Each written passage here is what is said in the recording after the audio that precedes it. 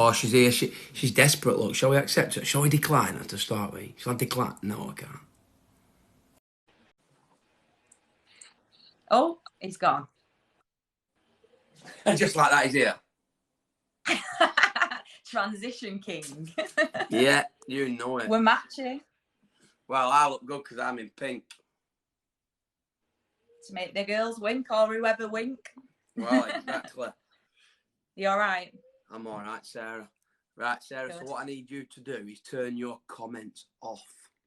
Anybody in my life, like I've just said to you, if you go over to Mickey's Army, because I can't read it and answer the questions anyway, so just go over and then if anybody wants to ask a question, they can ask it to Ben. Yeah, we're hoping you'll be answering questions, Sarah. Not what? We're hoping that you'll be answering the questions and people will be Why? asking What did them. I say? Whoever wants to answer the questions. They can answer if they want. Tash, how you doing? So remember, guys, any questions when we get to it, make sure they're in capital letters, yeah? Always capitals, full capitals throughout, otherwise I might miss them. I will write them down. Sarah knows. Sarah, I've put no notes off you, so I'm going to be as surprised as everybody else for everything, aren't I? Normally I do a little bit of research, but I thought, do you know what? I want to learn as at the same time as everybody else for what you've been through, what you've done. So I am just waiting for my food, so I'm going to be nibbling at the same time. Lovely. I've just had mine. Guys, I'll go over to Mickey's Army. There's no point staying on here because you're not going to be able to ask anything because I can't see any comments whatsoever. So my screen's gone. Comments have gone. Our bed's here, so that's all good. That's all good. Oh, I hope I don't say anything that she's not going to be happy with. Well, I think it's your husband you should be worrying about. Right, so what you eating? I'm not eating nothing yet.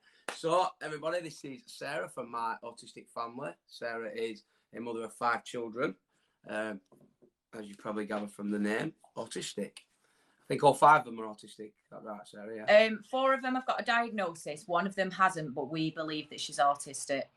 How old's she? 16. 16. Right, so you're going through a late stage again, aren't you? Yeah. So, Sarah, you can start right at the beginning as a young girl growing up in Manny and tell us a bit about yourself, and then we'll dissect it a little bit. Yeah. So, in a nutshell, really, was born in Manchester, lived with my mum and dad till I was about 4 or 5, and my dad left. Then when he'd left, it was just me, my mum, and my mum's side of the family, who I'm extremely close to. So they literally helped us out, everything else. My dad was on and off the scene for, not with my mum, I mean with us, for many, many years. Wouldn't turn up, we'd sit waiting for him, different things like that. And then going into high school and things like that, I decided to cut the relationship with my dad.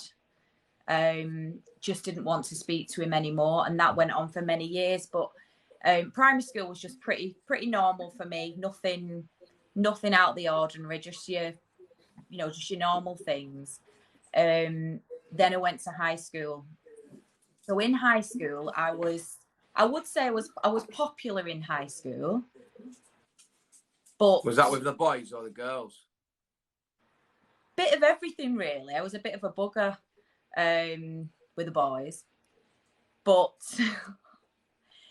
in high school, I was very much, I don't know how to word it, but I was quite strong-minded, and I'm still strong-minded. So I would never just do anything because somebody else did it, which got me into trouble on a few occasions. So when everybody else wanted to smoke and things like that, I couldn't justify it in my own head to do these kind of things. And different things was, if I would see something happening to somebody in high school that really made me upset, something that wasn't very nice, I had to intervene quite often, because I've got to have a justification for everything in my head. And I think that's why now is part and parcel of why I think I'm autistic. But looking back to high school age, there was many traits that I thought was not, well, they are normal because it's normal for an autistic person, but traits that are different to your everyday person, I would say. Yeah, there's there's always something that stands out in the way you go. Yeah. Well, that like you ask yourself that question, don't you? Like, is that normal for me to act or be that way? Although it is normal, we're not obviously. You're never going to say that autistic people aren't normal. No, but it's hard to say. You look at someone that's just got no diagnosis of anything, and you look, well, they would never do that, but yeah, I have. Why? So I understand what you're saying there. Yeah, so it's things like I felt like I had to stick up for everybody all the time. But by doing that, actually, it caused me a lot of stress at a young age because I was constantly over worrying about people. So it stopped me from sleeping and things like that on occasions because I can't settle if I'm worrying about somebody else. And that doesn't have to be somebody that's close to me. Even as a young person, I always worried if I seen something, I can't sleep because I'm worrying if that person's okay. Yeah. Do you think that is like an autistic trait, or do you think that's just because you're a caring person? Any salt, please? I think it's a bit of both. So I am a caring person, but I'm a woman, and traits for a woman or for a girl can be very different to a boy. And I think that at the time I didn't know anything about autism. My mum didn't. It wasn't a thing back then. But I would say that it's quite a trait for a girl to overly worry about things. Yeah, because like you said, how old are you now, Sarah? 38. 38. So you're my age. Like when I were at school, and obviously like when you were at school, you never really heard, oh, that child's autistic. It was the odd child. Yeah, but you were either classed as just a naughty child or someone that just like didn't understand things. It was never like, well, that's autism. No, because it just wasn't a thing. My brother is 2 years older than me, and he was classed as the class clown at school and wanted to make everybody happy and make everybody laugh, but that come at the expense that he walked out of school with no GCSEs when he's highly intelligent. So sometimes you try to fit in an environment that makes you change who you are, and you've got to mask who you are to fit in. So other than that, school was relatively easy, weren't it? I enjoyed school really, to be honest with you. When you speak, you go very quiet. Am I quiet? Can nobody hear me? Can you hear me, Sarah? Okay. I can hear you perfectly. Or do you mean me? Can everybody else hear me? Do I want your hash browns? We could put them on, I might eat them. No, it's all good. So obviously, once you finished school, did you stay in Manchester throughout your whole school life then? Yeah, so throughout my school life, I always stayed. I lived in a place called Collyhurst when I was young. No disrespect to anybody that lives there, but it was an area that was high in crime rate, things like that. And my mum moved us out because she wanted us to go to school in a different area, really, so that we wouldn't get drawn into gangs and different stuff like that. So then we moved to Middleton, actually close to where I live, don't you, Ben? Close to there. And then once I left school, I went to college for a year. I didn't actually finish college. I just couldn't do it. It wasn't for me my first year. Sitting in a classroom, I just didn't want to do. So I kind of left, and then I got a job in farm foods. I got a job in Poundland, couldn't stick at any of them. Literally went for a few days and walked out.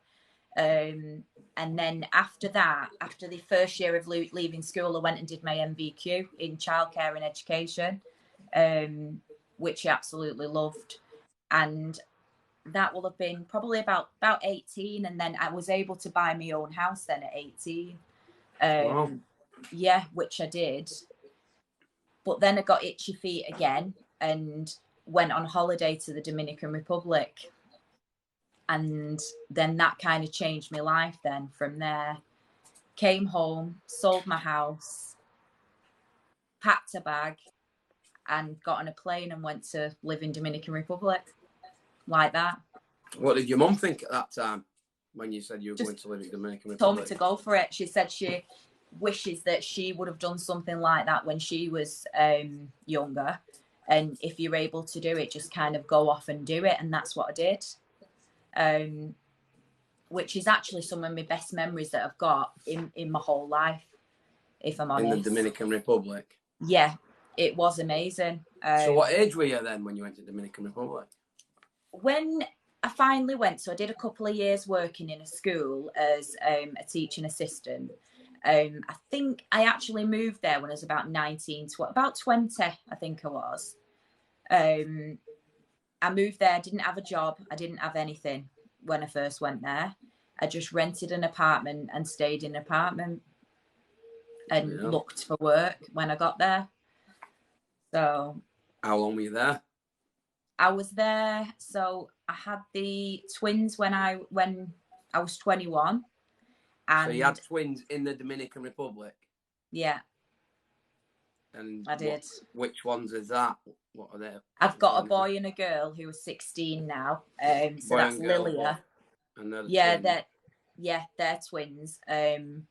Which was difficult because Dominican Republic's not like this country in regards to many, many things.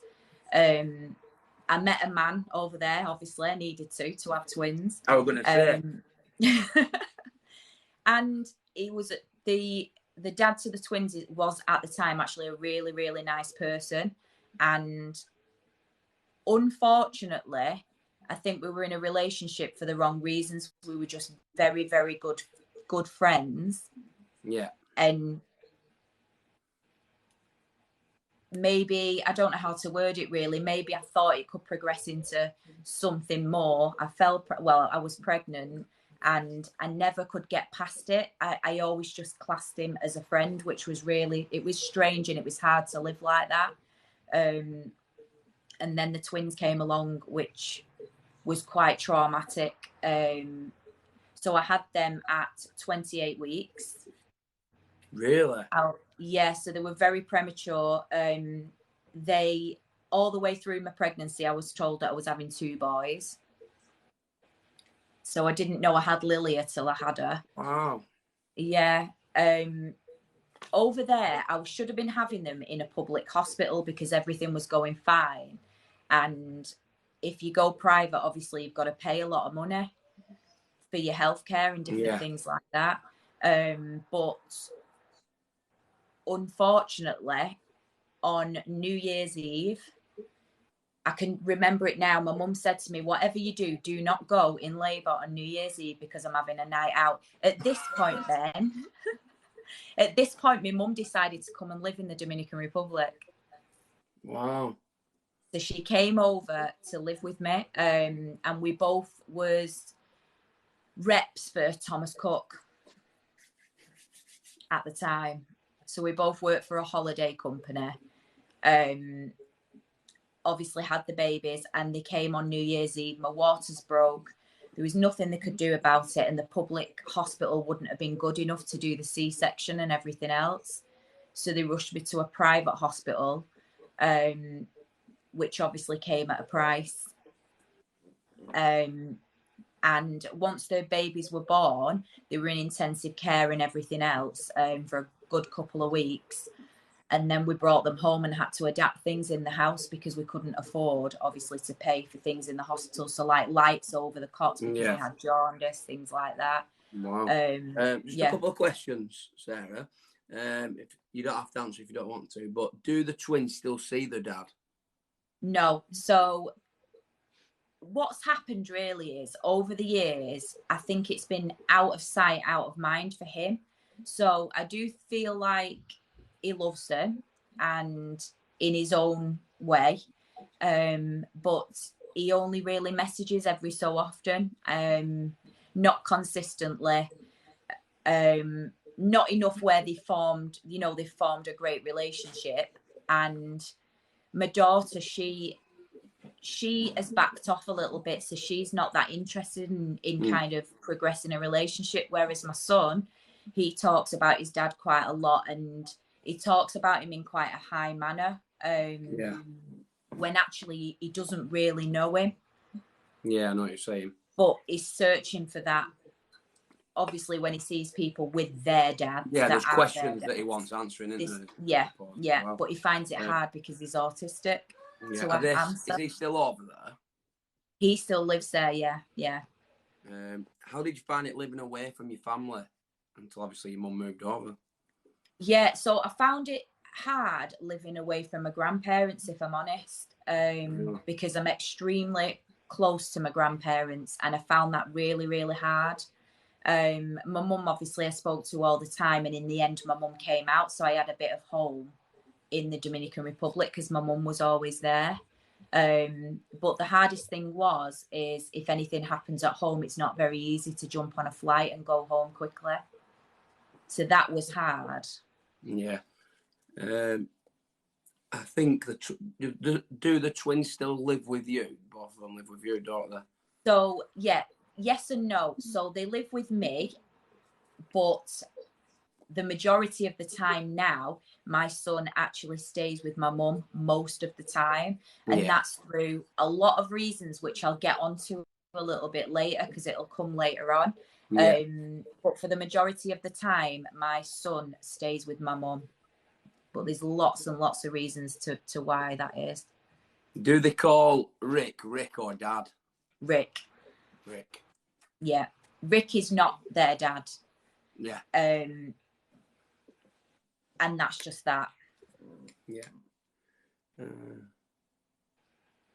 Right. Okay. So that's them questions that have been put in. So if anyone else has got any more questions as we're going, just put them in. I'll get back to them as best as I can. Yeah. So obviously you've got your twins. You've had you've got into labour early. Your mum's moved over there, and you've had to take your kids home at a really early stage, really, haven't you? Yeah. So I took them home, and looking back, I feel like I had a bit of postnatal depression. I didn't know at the time that I had this, but when I look back, and I think it was part and parcel because they were very poorly, and I didn't want them to become any more poorly than what they was. But I used to not answer my door and things because I didn't want anybody to touch them. I wanted to hold them myself, and I didn't want anybody else to do that. To the extremes of I was locking my husband's family out, and I wouldn't let them in. And I literally, if somebody would hold them, I would be like, can you wash your hands? Can you do this? And I was literally on top of them. And I think that at that point I did have a little bit of postnatal. Which, yeah. And that had been, I check it over in the Dominican Republic, that'd go unnoticed, wouldn't it? Yeah, because you don't have health visitors. You don't have anybody checking if you're all right. You don't have any follow-up appointments to if you're okay. I literally had somebody look at my C-section, and that was about it for me. No follow-ups with absolutely anything, which obviously you can understand in a country like that, a lot of women are going to go unnoticed, really, and not very nice things can happen. No, that's bad, that. So once you've got them, at what stage did you start to feel a bit more comfortable that they were going to be okay? Because obviously you've got your pregnancy at 20, 26, 28 weeks, did you say? 26 weeks. Well, then when I had them and I brought them home, my son took a bit of a turn for the worse. So every time he fed, he would projectile vomit everything. So he'd be sick, but it'd go right across the room, any milk that he'd had. And this kept going on. When we took him to hospital, his intestines had closed up. So anything that went in couldn't go anywhere because it was closed. So it would push up with a force and it'd shoot right out. Wow. So he had to have an operation in the Dominican Republic, which for me was one of the scariest moments of my life, really. Because I was a bit skeptical to whether what they were doing was the right thing, whether the doctors were trained enough to know what was wrong with him, which they was. They're very highly skilled. They are. So he had to have that done, but he had to have a blood transfusion, and obviously the blood type has to be the same. So we had my husband's family put out a message to the local villagers asking anybody did they have the same blood type as my son, because they needed to get blood urgently. And there was a queue outside the hospital of people not asking for a thing. And this is people that don't have a lot of money, can't put food on the table, everything else. And there was a queue outside of the hospital for people to give blood to see if they were the correct blood type for my child. Yeah. That must have made you feel really, really good inside. It just restores your faith in humanity, really, because somebody can have nothing yet they can be the most kindest person and do it without even like thinking about doing it, just getting up off the backside. And even some of them walked, I think, like half an hour, 40 minutes to get to the hospital just to see whether their blood type was the same. That's amazing, isn't it? And that's all you want. That's what humanity is, isn't it? It's not about getting something out of it. It's about making sure somebody else is okay, rather than anything else. But, exactly. Yeah. So he was. I take it you married him over there then. What's that? I take it you got married over in the Dominican Republic then to him. No. So I didn't. I was just with obviously their dad for a little while. Right. A few years while the babies were little. And I've got to say at that point, he was very good. So he would work literally from morning till about 11 o'clock at night. And he'd come home and he'd still help me out with the babies at the time, which was really hard. And then it just kind of fizzled out and I couldn't be with him anymore just because I knew that I didn't love him in that way. So it was a friendship that turned into shit. We've got kids now. But you don't want the friendship to end, but it fizzles out because of its. Because obviously I felt like I was living a lie, really. When you tell someone that you love them, obviously you've got to mean what you're saying, and I was struggling because I didn't mean it in the way that he wanted me to say it. Yeah, because there's two ways of loving someone, isn't there? You love someone as a friend, you love someone as your family, and you love someone as attraction. So exactly, which ruined the friendship and everything. What were they called? Sorry, the kids. Yeah. So I've got Lilia and Luis. So Luis is a Dominican name, so he was named. Is that like the English version of Louis? It will be. So at school, a lot of the people that don't know him will look at his name and call him Lewis. But he actually doesn't like it. He can't stand when people say his name wrong. I don't blame him. When people call me Benjamin, I'm like, no. Yeah. So what happened after that? Then obviously, like I say, you've got him. You've had that where he's been quite ill. What happened after that? So a few years after, obviously, the kids were growing up. They were starting to walk, do all that kind of business. I went back to work then, and I was working for Thomas Cook, and I was organising all the weddings for Thomas Cook. So anybody that came from the UK and had booked a wedding, I would sort out flowers, how they wanted the day to go, and I'd do the translation for the ceremony from Spanish to English as well. So at that point, obviously, I was trying to do this with having the children as well. And then decided, obviously, to leave their dad. So then I moved out. We did have a house together, and I paid at the time. He had a lovely house, and I paid for a big extension on the side of it because it wasn't big enough. But it was smack bang in the middle of where all his family lived, and I just didn't think I could live there, really. Yeah. So we just moved to another town and rented a house out in another town. Wow. So when did you, was that, do you have any more kids while you were over in Dominican, or was that it? No. So when they were growing up with my son, there was things that were going on that I just couldn't understand. And at this point, I was oblivious to autism. I didn't know what autism was. I'd never really heard of it. But my son would do things that would make me think there's something just not right. If we'd go to somewhere busy, he'd come across as if he was being naughty. And at the time, I would have said that he was being naughty. And I can admit this. If somebody said it now, I'd be the first one to say, excuse me, he's not being naughty. But at the time, that was what was being shown to me because I didn't know any different. So he couldn't stand busy places. So therefore, he would really kick off and be quite rude. And now looking back, it was obviously sensory overload and he couldn't handle the situation. He he wouldn't play in a normal way with toys that he wouldn't play with toys the way that they were intended to be played with, which was a bit like imaginary play and things like that. He just couldn't do, and he struggled to form relationships. Yeah. But at that time, I just didn't really think much into it at that point. Did you know much about obviously autism before at this point? Because nothing. I would honestly say that for me, I've only really known about autism as a thing for possibly maybe the last 10 years at most. Yeah. No, I knew nothing. Speaking out about it. Nothing. So when did you come back? So I came back. It was a bit of a panic really when I came back, because I was worried that the children would have to go to school in the Dominican Republic and the education's not the best. So although I loved living out there, I loved living in the sunshine, everything else, I just thought, what are they going to do with their lives? So that's when I came home, but I had nothing to come back to. My mum lived in the Dominican Republic. She was happy living in the Dominican Republic. She didn't want to come home because she'd made a life for herself there. And obviously I came back with 2 children with obviously, well, I had a mindset at that point that I would never meet anybody again, that it was just me and the kids kind of against the world, if you like.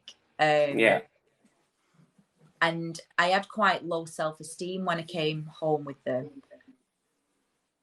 And, you know, I don't know, as women, you get thoughts of who's going to want me and I'm no good for anything kind of thing, that kind of thoughts. And I got very lonely because I'm very close to my mum. And I missed my mum massively at this point because she was there and I was here. But the kids seemed to settle in. They settled in well. They adapted to the situation okay. But then obviously I started to notice more traits in my son that I just couldn't put my hand on to what it was. Yeah. So yeah, it was hard.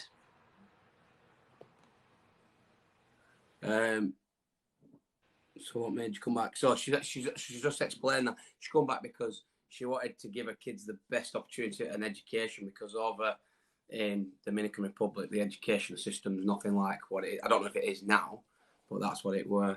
How long have you been married to Rick? We'll get to that later on a little bit. I think that will come later on. So when did your mum come back? So what happened was at the time, my uncle, who is my mum's uncle, my mum's brother, we'd not heard from him, and he told us that he was going to the Isle of Man, and we didn't hear from him. So we went to check on him. Myself and my auntie went to his house, and we found him very poorly on the floor, and we don't know how long he'd been there. Called an ambulance, and unfortunately my uncle passed away. Wow. And I think it hit home with my mum that you're so far away when something happens, because we're a very, very close-knit family, extremely close. And I think it kind of hit home then that she wanted to be closer to home. And I think she felt a bit, I don't know if she was angry at herself or what, I'm not too sure, but just at the fact that she wasn't there to say goodbye kind of thing. Yeah, because you don't get a second chance at goodbye, do you? No, but you don't get a second chance at happiness either. Well, no, there is that as well, isn't there? So it's a difficult situation. And obviously it's not for her to feel guilty about, because she was doing something. You do get a second chance at happiness because you're with Rick. Yeah, exactly. So you do get a second chance. Yeah. But I know what you're saying. It's always a battle. Should I do that for a better life that I'll enjoy today? Yeah. Or do I stay here because if someone passes away, I want to be near them? It's a constant battle between. Hard. Isn't it? Yeah, and it's not it's far away. It's not like just getting on a plane to Spain or whatever. It's like an 8-9 hour flight. Yeah, it's a long time, right? So then, did you obviously you've come back? That happened with your uncle, which is very sad, and then your mum comes back. Did you get any diagnosis between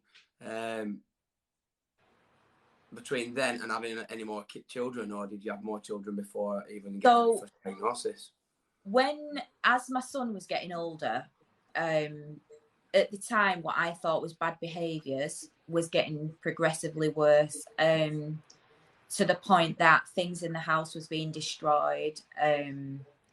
I was being hit, and things were not very nice. And at the time, mine and my son's relationship was not a healthy relationship. I was always teary and I was crying a lot because I didn't know what to do at the time. So it was quite a hard time for me. And after speaking to some people, they advised me that I should physically restrain my son so that he doesn't destroy property. And they taught me a strategy which I feel has ruined mine and my son's relationship, and it has a lot of impact on his own mental health now as a young man. Yeah. Just a quick one. Did you ever blame yourself for his behaviour? Or did you ever blame it on the move? Did you think that might have been part of it? No, because I seen things very, very early on. I knew that there was something, and I couldn't pinpoint what it was, because I knew that both my children were treated exactly the same, yet they're like chalk and cheese. I just couldn't pinpoint what it was at the time. I just knew that things were getting progressively worse, and I didn't know what to do about it at the time. This was in preschool, and then he went on to primary school. He went to a primary school that was quite close to where I lived at the time. I wasn't happy with it. I kept going in saying, I know that there's something not quite right, and I didn't feel like I was being listened to. So I decided to pull them both out of the school, and I sent them to another school out of the area that I knew was slightly better than the one that he was going to. And we moved house. But during all this, I'd met up with an old school friend, male, and he was probably the first person that showed me any attention since having the children or whatnot. And I basically settled straight away for something that was very, very unhealthy. Yeah. Because I felt I didn't love myself. I didn't really think anything of myself. And in my head, I thought that nobody is ever going to love me, because at the time I said, which I would never advise anyone, and I'd really not like somebody to say, I come with baggage. And that's how I felt at the time. I think a lot of women feel that though, don't they? Because when they've got children, because obviously we're not trying to say the men don't or women don't, but 9 times out of 10, the women have the children. Most occasions see they do. The children. Yeah. And they always believe, like, I hear people all the time saying, oh, there's no hope for me. I've got 3 kids. I've got 2 kids. Who's going to want to love me when I've got 2 kids? I was there. I was in that position. So. Yeah, it is difficult. And that's how I felt at the time. So I basically settled for him. And it was never actually a healthy relationship from day one. And I always wanted it to be. And I always told myself that things would get better, constantly all the time. Sorry, Lilia, if you don't want to listen to this, you need to go out. It's up to you, though. Yeah. Lilia's just walked in, but I am very open with. If there's one thing that I'm very, very open with everybody in my family. I just think it's the best way. It works same in our family. It's very open. Yeah, there's no secrets.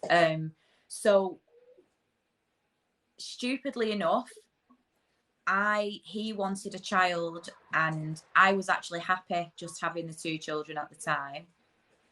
But I had the child because he wanted the child, and I thought that the relationship would be all roses after I did that.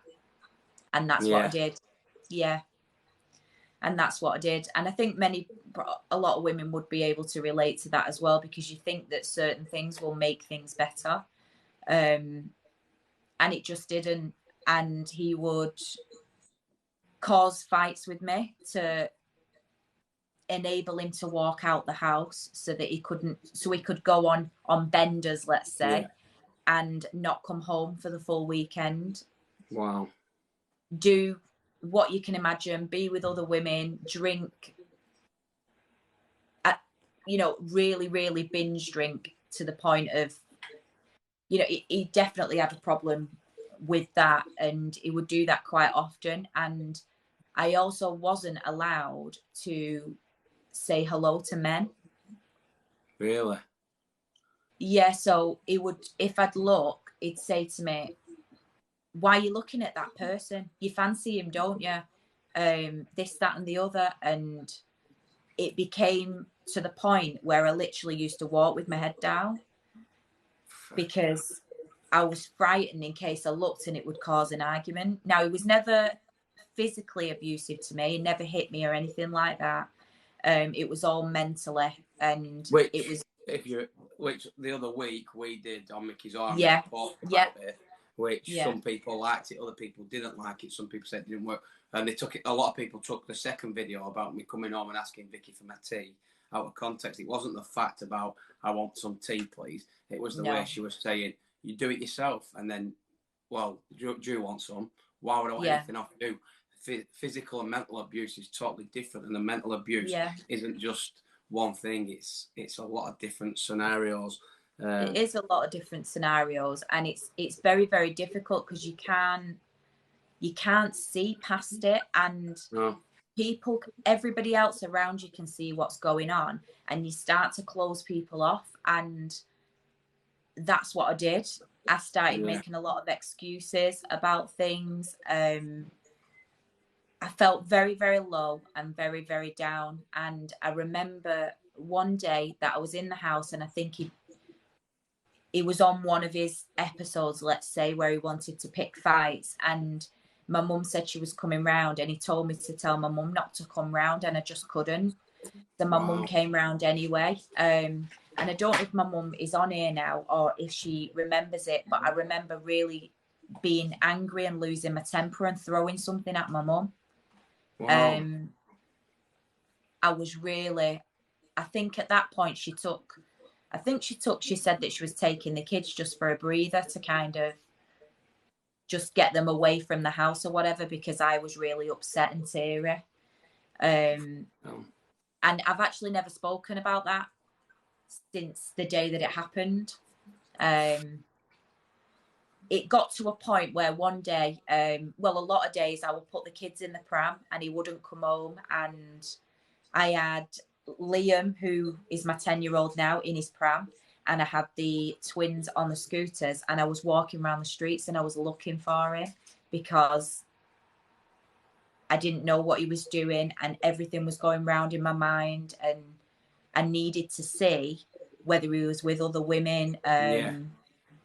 And it got to a point where that's what I would put my children through. And then I take it with that, there's a lot of worry of, well, what if I do find him with another woman? What am I going to do? Because I take it Liam is then the second, his that was his child. When we went to, he didn't want to be on Liam's birth certificate. And he said that the reason that he didn't want to be on and you'd think I'd walk away at this point. He didn't want to be on Liam's birth certificate because if there was a point that we broke up, that he didn't want me to be able to claim any money from him for child maintenance. And you'd think at that point I'd be able to see what kind of person he was, and I just couldn't. You can be blind to love, though, can't you?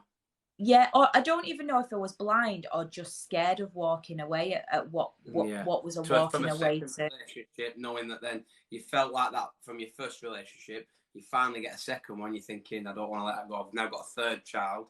Yeah. That's definitely what my do last you do chance. now? I can't win 9 lives, and I've had 8 of them. I take it exactly, and that is what I felt like. And it got to a point, and I remember that he'd left again on another occasion. We'd planned to take the children to this place called Blue Planet, and he just didn't come home. So my mum stepped in, and my mum took us to Blue Planet. I couldn't drive at the time. Blackpool? Yeah, I think it was at Blackpool. And when I got home, I remember my mum saying to me, Sarah, pack your bags because you're leaving this house now. get the kids' stuff together, and she's got a house as well. You're moving in with me, kind of thing. Yeah. And that's what I did. And it was from that day that I never looked back to, and I never ever got back with him, and I never seen him. Obviously, I seen him again, but not in a relationship type thing.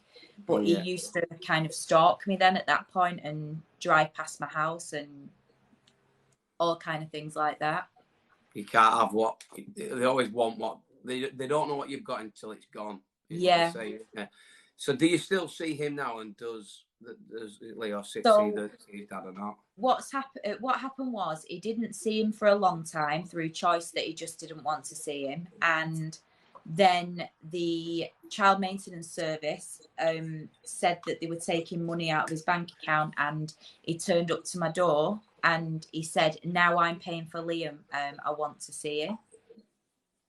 And he'd never been stopped. So I'll just put it out there. He'd never been stopped seeing him once. I am not that type of person. Don't get me wrong. When we first broke up, I was a bit like, oh, I think every girl kind of says, oh, you're not seeing him, and because you're upset. And I think that lasted a week, and then that was it. He just chose not to see him. So he's seen him on a few occasions. When he knocked on the door, I said, yep, go. And then he stopped turning up for him. And that was that.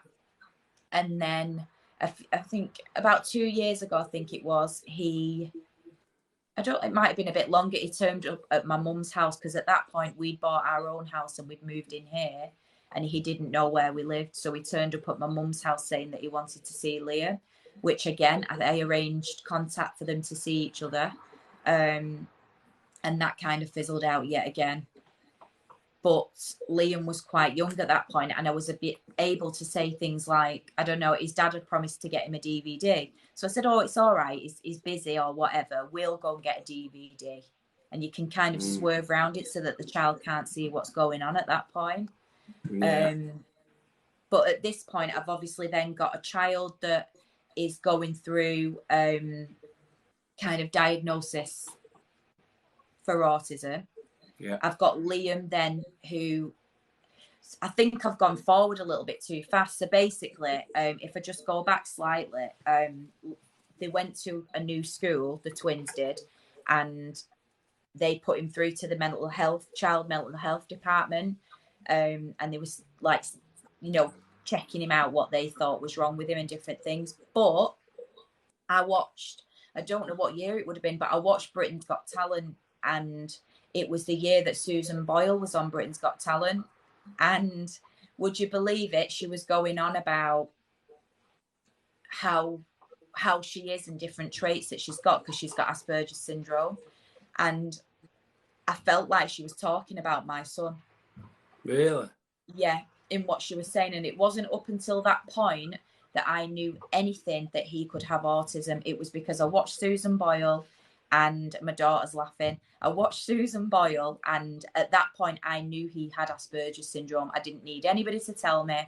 I categorically knew that that's what he had. That was part of him. That's who he was. He had Asperger's syndrome. Wow, that's amazing, really, isn't it? Mm-hmm. Yeah. And then he was diagnosed not long after. Crazy. Just yeah. trying to find the comments. Someone said something, I can't find that. So someone just said there's so many dads out there fighting to see the children. Yeah, there is, but there's also a lot of mums that are in the same boat fighting to see the children. There's a lot of people that don't bother with it. I know many people. I know a lot of people are dads that don't care, and that's what winds me up, because there's so many bad dads that don't want to know and bad mums that don't want to know. But then there's so many fighting that would give anything for the chance. But what Sarah said was, obviously, you're not going to see your kids again. It's just a spur of the moment thing. Like I say, it lasts a week. But when that father then decides not to bother, it's quite sad, really, isn't it? Yeah, he's just been in and out of his life all the time, if I'm honest. So obviously at that point then, my oldest son had got a diagnosis. But when he was diagnosed, and a lot of people on here that have got autistic children will be able to relate to what I'm going to say. You go into a room and you've got all these high hopes that somebody's going to click the fingers and they're going to work magic and they're going to tell you what you need to do, and they're going to show you how to do things to help your child, and you don't get any of that. Basically, you're given a piece of paper that says your child has Asperger's syndrome, and you're sent on your way, and you go home, and that's that. At the most, you're sent on a parenting course to teach you to be a parent, which is absolutely ridiculous. We are parents. We're just fighting for what our children need. Just a quick one. Nat said, did they not think about assessing your daughter at the same time with them being twins? No, no mention of it at all. And at the time, we didn't have any concerns about Lilia at the time, because she was a well-behaved child, very quiet. She was the child that would get missed because they are very quiet in a classroom. She wouldn't cause any fuss. You wouldn't actually know she was there if you know what I mean. And at the time, because of her brother's behaviors and traits and different things, maybe I would have noticed things earlier, but I was too focused at that point on him and trying to make things work for him. Right. So yeah, it was hard, but his aggression was becoming worse, and I had broken clocks. I remember him throwing a clock across the room. He'd kick things, he'd punch things, and I could not control him, and I found it extremely hard. And the only thing that I was told to do was to lie on top of him and to hold him down. And I know that now I've broken down his and my relationship, and I know that he has a lot of demons in his own head about what happened at that time in his life. Because if you're holding somebody down, it's very threatening, it's very invasive. You're in their space at a point when they don't need anybody to be in their space at all, because they're not being naughty, they're having a meltdown. And if you're holding somebody, they want to fight against it. Yeah. And that's what would happen. He would fight against me, and I would have to lie on top of him at that point until I was absolutely exhausted and he was absolutely exhausted, where he couldn't put up a fight anymore. And this was told by a professional for me to do this, because obviously it can't be breaking property. And at the time, being young and vulnerable and not knowing much about it, that's the guidance that I followed, but it's had a detrimental effect. And I feel absolutely guilty that I ever did that to him, because I know that it's a vivid memory in his mind. Yeah, but you can't. You there's nothing you knew at the time that could change anyways. You were just going off guidance, telling you this is the best way to do it, and you're still fighting against something you don't really know what's going on. Yeah. It was very. The only word I can say is my son was quite obsessed with me as well. To the point of, if I needed to go out anywhere, wherever it was, he'd have to know where I was going, who I was going with, and he would actually Google where I was going to see what activities took place there. Really? How I was going to get there. And I think he's never really told me, but I think it was a thought of and a fear that I wouldn't come home and something bad had happened to me. And he had all that as a young boy resting upon his shoulders. Yeah. Nat says, what do you think? What's the difference between just a tantrum and a proper meltdown? I think you can really tell. So a meltdown, if you look up here, regardless of what's going on in the body and everything else, I think, and I can only speak personally, don't take this as gospel, this is my own experience with my children, that his eyes, there's nothing there. It's like the blank. There's no looking straight through you and not really knowing what's going on around them. And at that point, I know that it's a meltdown, where there's occasions where I just think, to be fair, you're just being a little shit. And you've got to learn, because you can't let children get away with everything and say it's because they're having a meltdown, because sometimes they're not having a meltdown, they're just being children and pushing your boundaries a little bit. Yeah, so like a meltdown's where you've literally got no control over yourself. Yeah, you've got no control. A bit of control, but you're choosing to ignore the control. Yeah, and if a you like. meltdown can happen. It can happen in many ways. So it can happen very quickly where you're not expecting it, because somebody can melt down for something that happened to them last week. So you might be having a good day and all of a sudden somebody could have a meltdown. And when you get to the bottom of it, which could be days and days after, they'll say it's because something happened last week and it's a vivid memory in the mind, and it can cause that upset. Yeah, so for, who's that? Someone says it's like looking at a ghost. Yeah, it is. And yeah, that's a good way of explaining that. It really is, because when you're looking at them, they cannot focus on you. A lot of autistic people, individuals, they struggle to look at you anyway. But I don't mean that. It's like you can tell when somebody's forming eye contact with an object or something else. You literally can't see any type of eye contact whatsoever. But my advice for anybody that's going through it is, if they're not hurting themselves or they're not hurting you, let them go through it as long as they're safe. Because it's a process, and it's a process that the body's got to go through. And if you're in their face and you're trying to calm them down, on a lot of occasions they'll just get higher and higher and higher, and you're making the process longer. Yeah. Do your kids give you eye contact? Yeah, they will do on occasion. All of my children, all 5 of them, are not very good at eye contact at all. They find it extremely difficult. They can have they may move the head round sometimes and we can catch eye contact. And for me, it's beautiful because I can notice it every time it happens, because it doesn't happen often. Sometimes they can look like they're looking at you and you might think they are, but me as their mother know that they're looking at something behind you because they want to look like they're engaging with you. Yeah. But they're actually not looking at you. I actually had a bit of a to-do actually in my son's school. So he can't look at you and listen to what you're saying.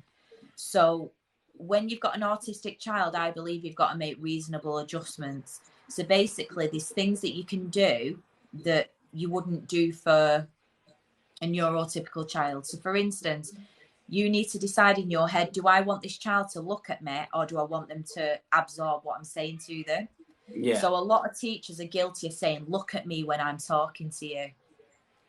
If you ask a child that has very poor eye contact to look at you when they're talking to you, they're not going to take anything in. And then you're going to say to them, what have I just said to you?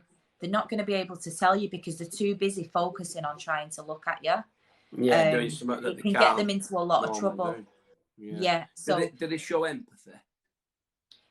Autistic people can show empathy in their own ways, and it depends what's important to them. So things that are important to me or you, or things that we know are important to other people, we can show empathy for.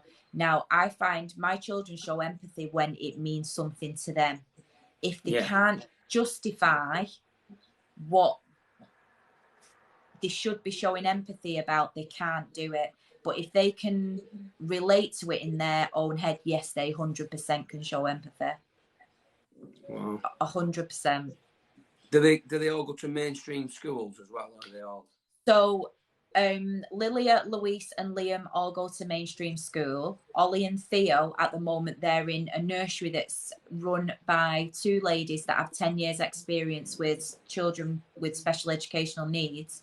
And in September, Ollie is going to a special needs school. So Ollie and Theo are non-verbal, autistic, and Ollie is very, very delayed in his development, and probably, well, we've been told that he will never catch up with his developmental age. Yeah. So with all that now, obviously, you've gone through that. Liam older and his dad's doing what he's doing, and you're passing through every now and again. Yeah. Then when did you meet Rick? Did you go straight from that to Rick, or was it Postman first? No, it was years after. So I was on my own for a very long time. I was actually a broken woman, really, at that point, and I'd totally given up. I would never even dream of sending a man a message or signing up to a dating site, nothing like that. And at this point, I've got Louise, who's got a diagnosis, and I've also got Liam, who's been diagnosed with Asperger's syndrome as well. And out the blue, I get a message on Facebook from Rick. At this point, I don't know who Rick is or anything. Never seen him, don't know him. And he said, his words was, have you got Jonathan Knight's phone number? Jonathan Knight is a mutual friend of both of ours, but we didn't know that at the time. He thought I was this Jonathan Knight's girlfriend, and he wanted this guy's phone number. And I said, I wouldn't have his number. And he said, well, are you not his girlfriend? And I said, no. And we just got chatting through that, and he asked me out on a date, and I went. Wow. I wasn't going to go. I got dressed, and one of my neighbours actually, my daughter stayed at the neighbour's house, and I started to have a panic attack. I couldn't breathe or anything because I'd not dated for years. I don't even think I'd actually ever been on a date, like a date. I remember you going. Yeah, my daughter saying, I remember you going. And Does she my remember heart you was kissing the racing. postman? What did he say? Do you remember me kissing the postman? Window cleaner, actually. She said it's the window cleaner, actually. No, it was Leon, weren't it? Leon. Rick think he seen Leon last night, he said, when he went to a pub. You seen him? He thinks he did, yeah. Wow. Crazy.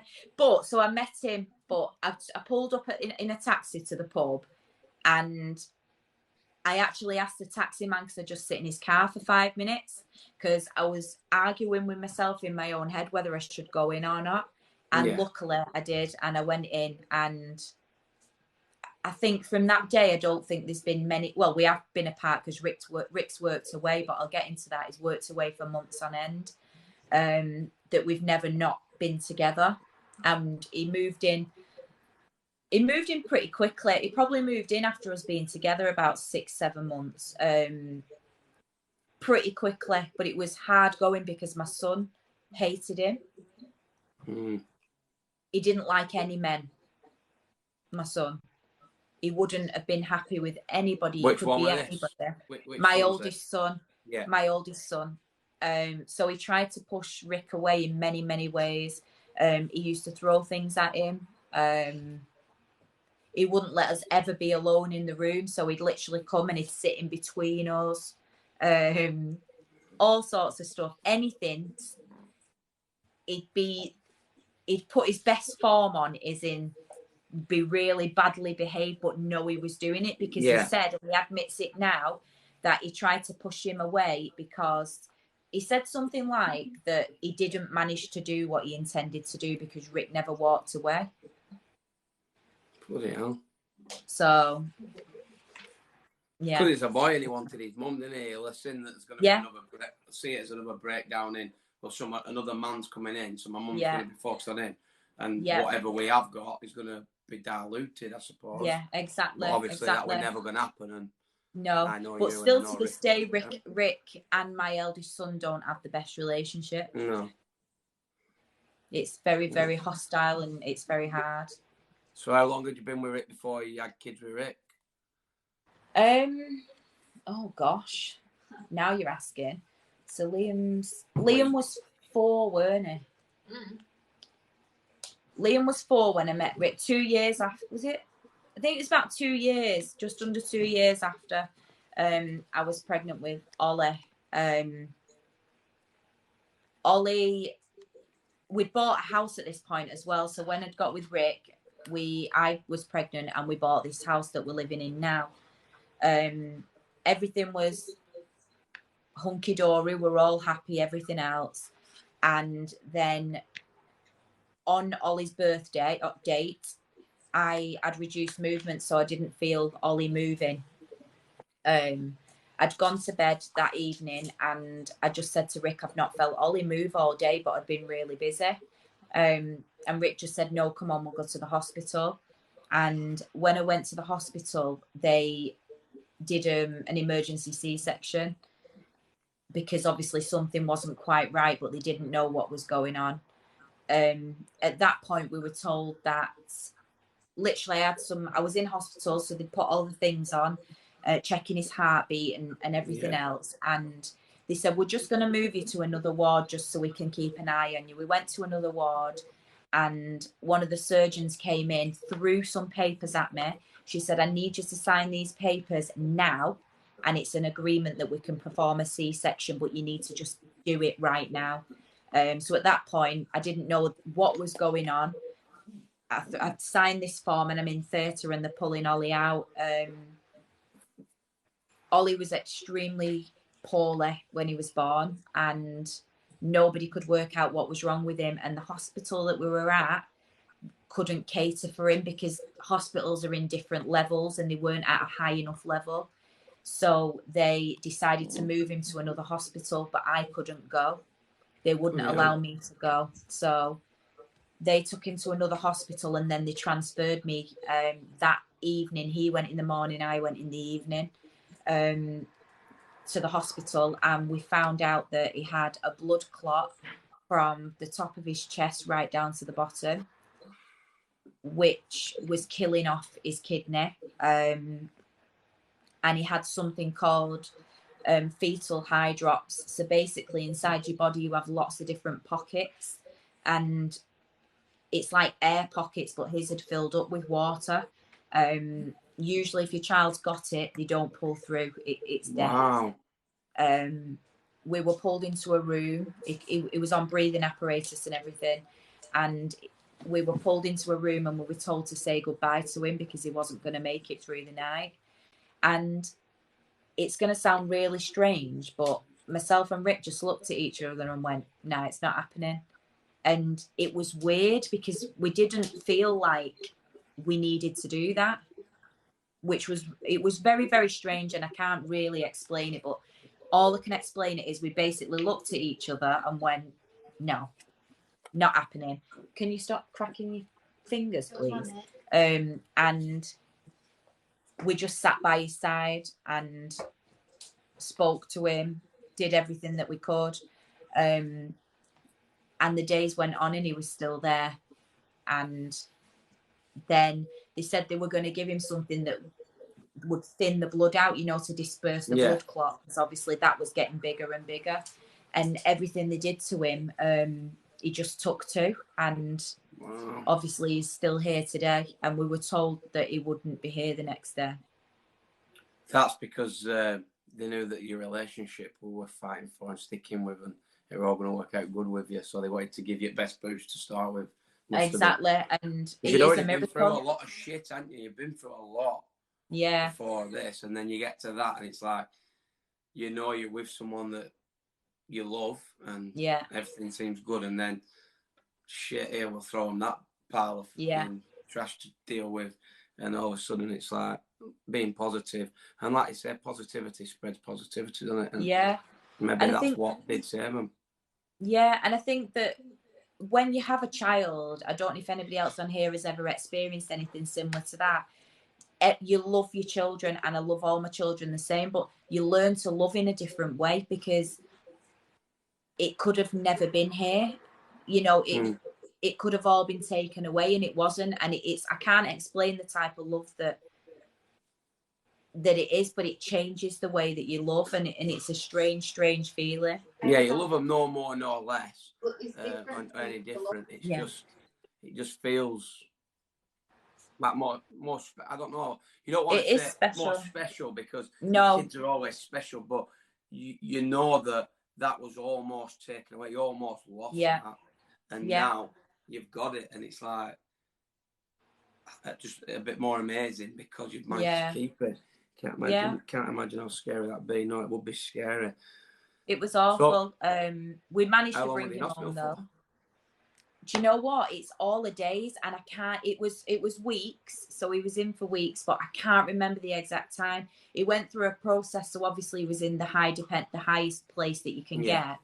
They tried to take his breathing apparatus off him, and he stopped breathing. And a lot of that to me.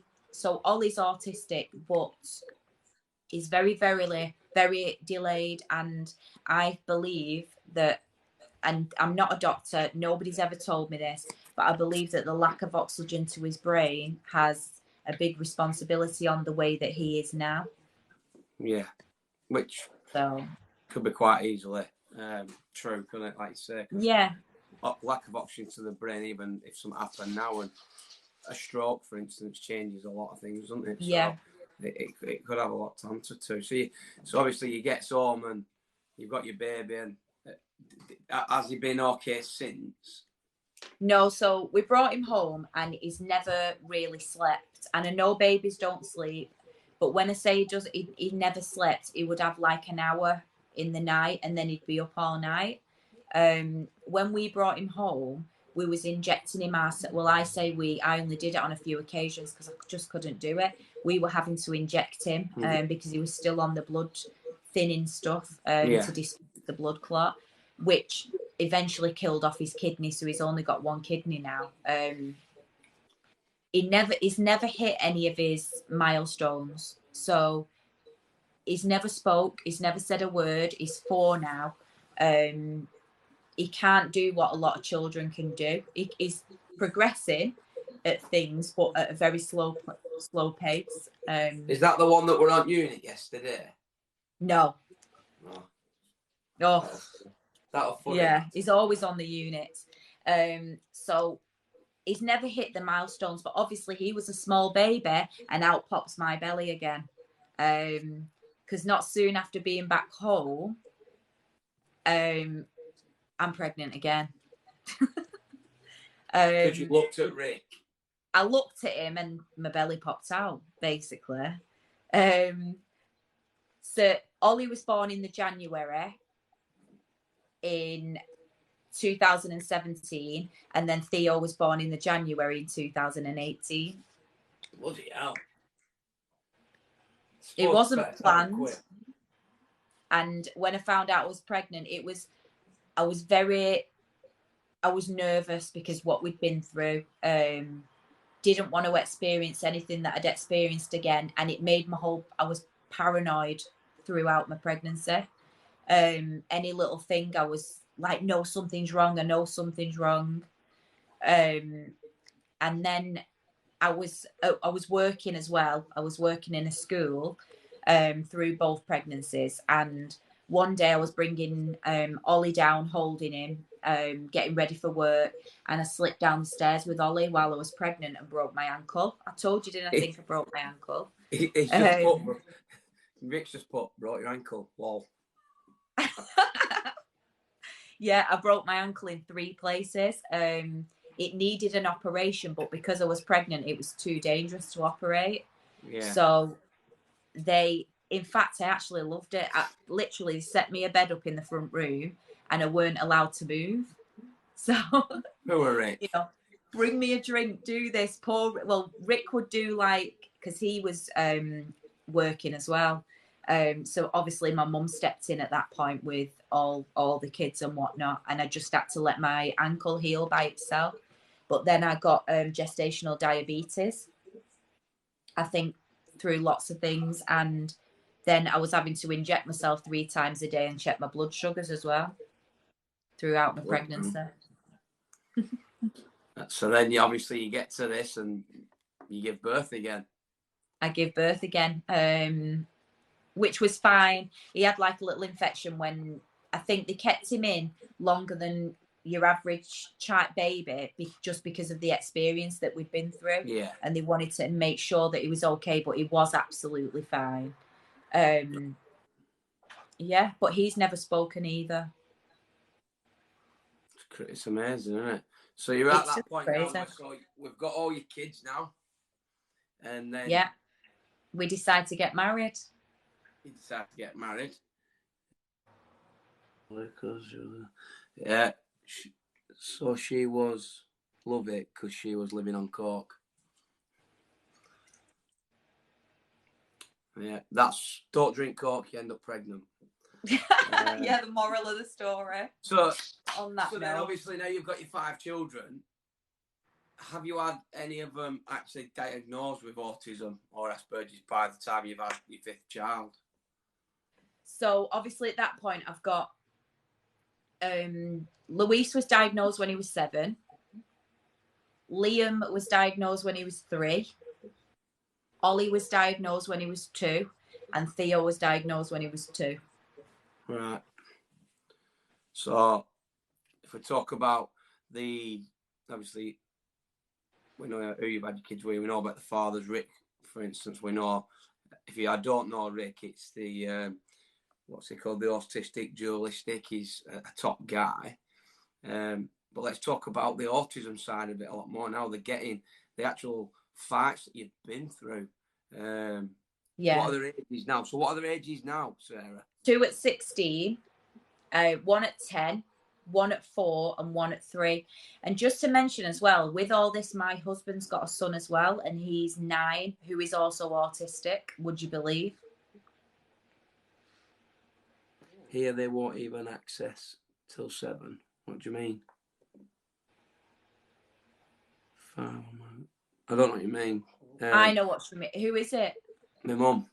They won't even access. Oh, access. Oh, access. They will. It's all a load of crap. Sorry for the French.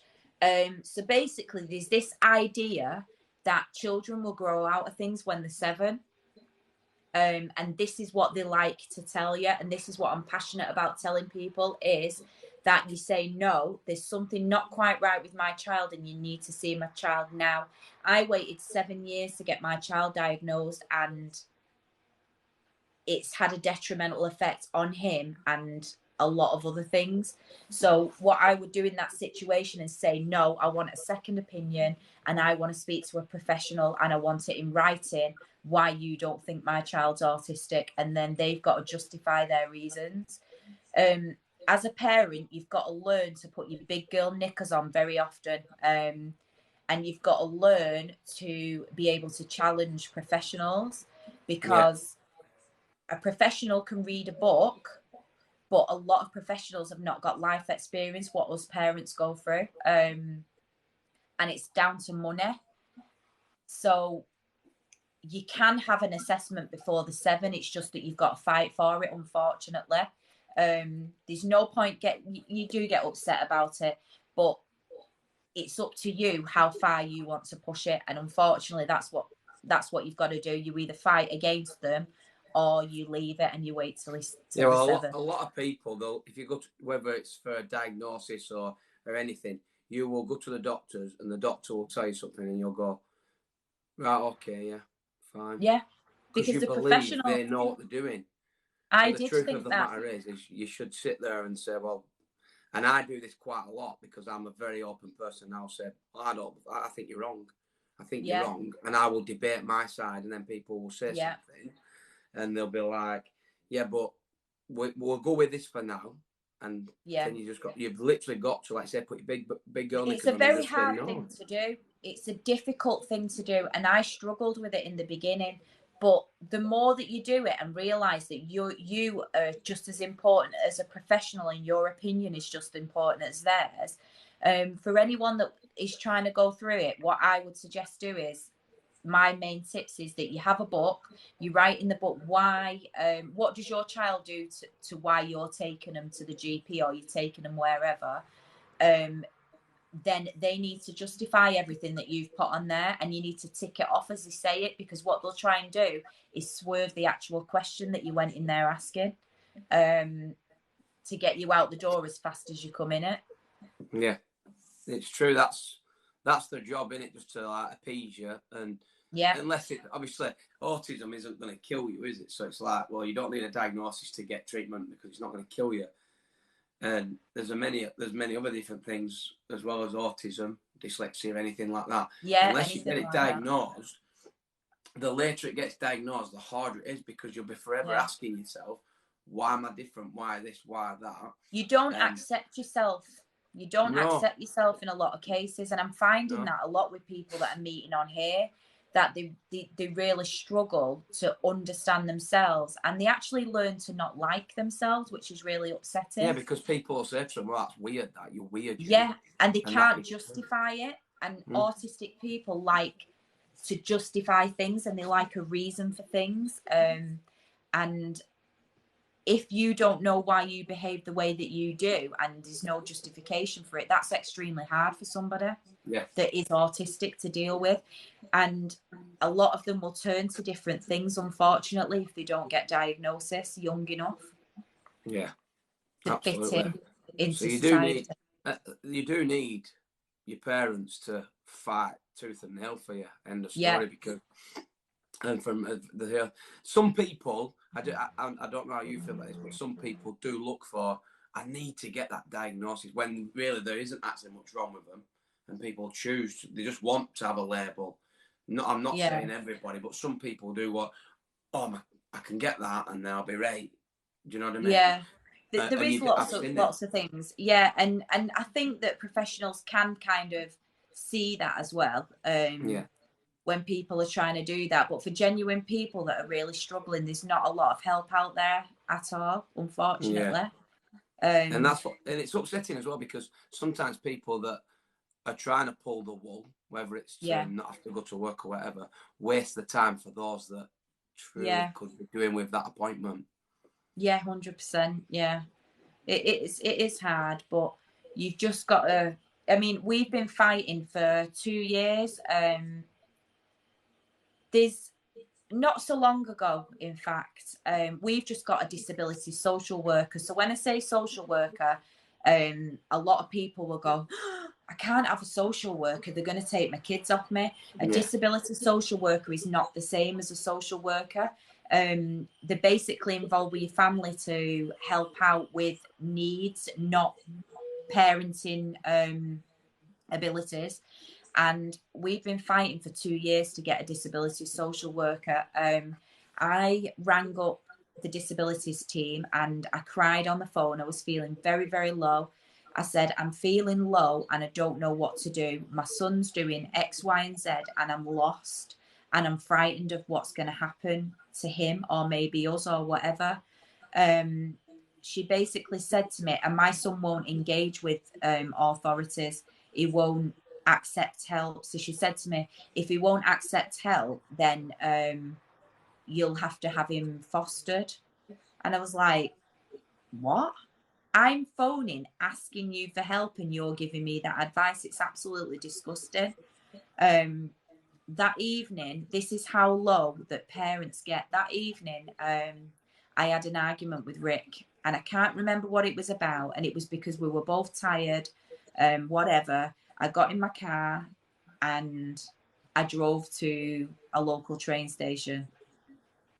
And I sat outside this train station, I think it was for 3 hours.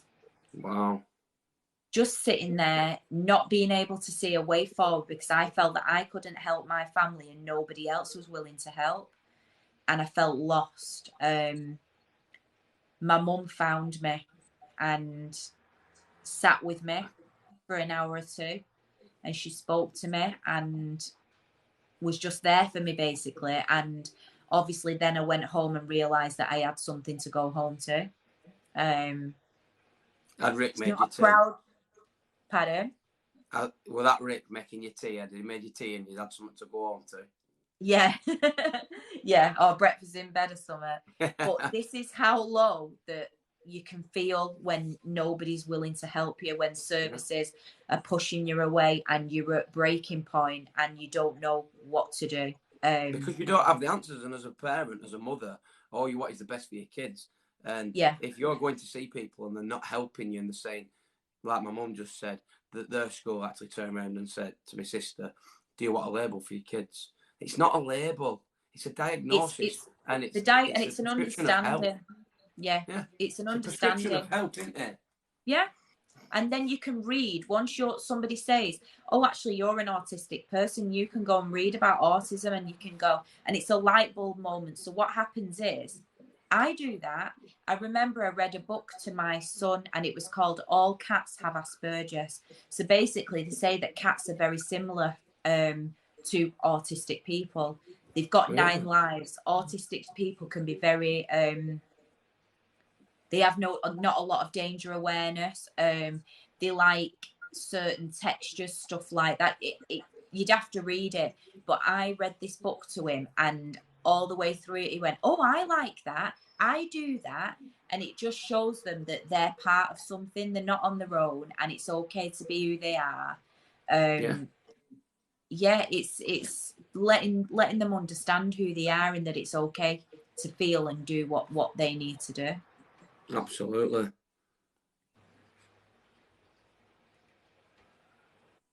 Sorry, I was reading something then. So obviously, once you come back home, and when did you finally get some help? Oh, someone actually asked me a question. Where is it? How early did you see the signs of ASD? What's ASD? Autism spectrum disorder. With my son, I seen it very early with them all, but with my eldest son, I didn't know what ASD, what autism was at the time. So although I seen the traits were there, I didn't know what it was. But I started to see them when he was about 2. Yeah. But I didn't know what it was initially with my first son. And now you see it a lot sooner in either Europe if you have more children, which I don't think you will. Will you? I'm sterilised. If it's other people's children, you probably see it yourself. Which makes you more qualified than a fucking doctor. Let's be honest. And they just go, "Oh, what about this? Oh, what about that?" Yeah.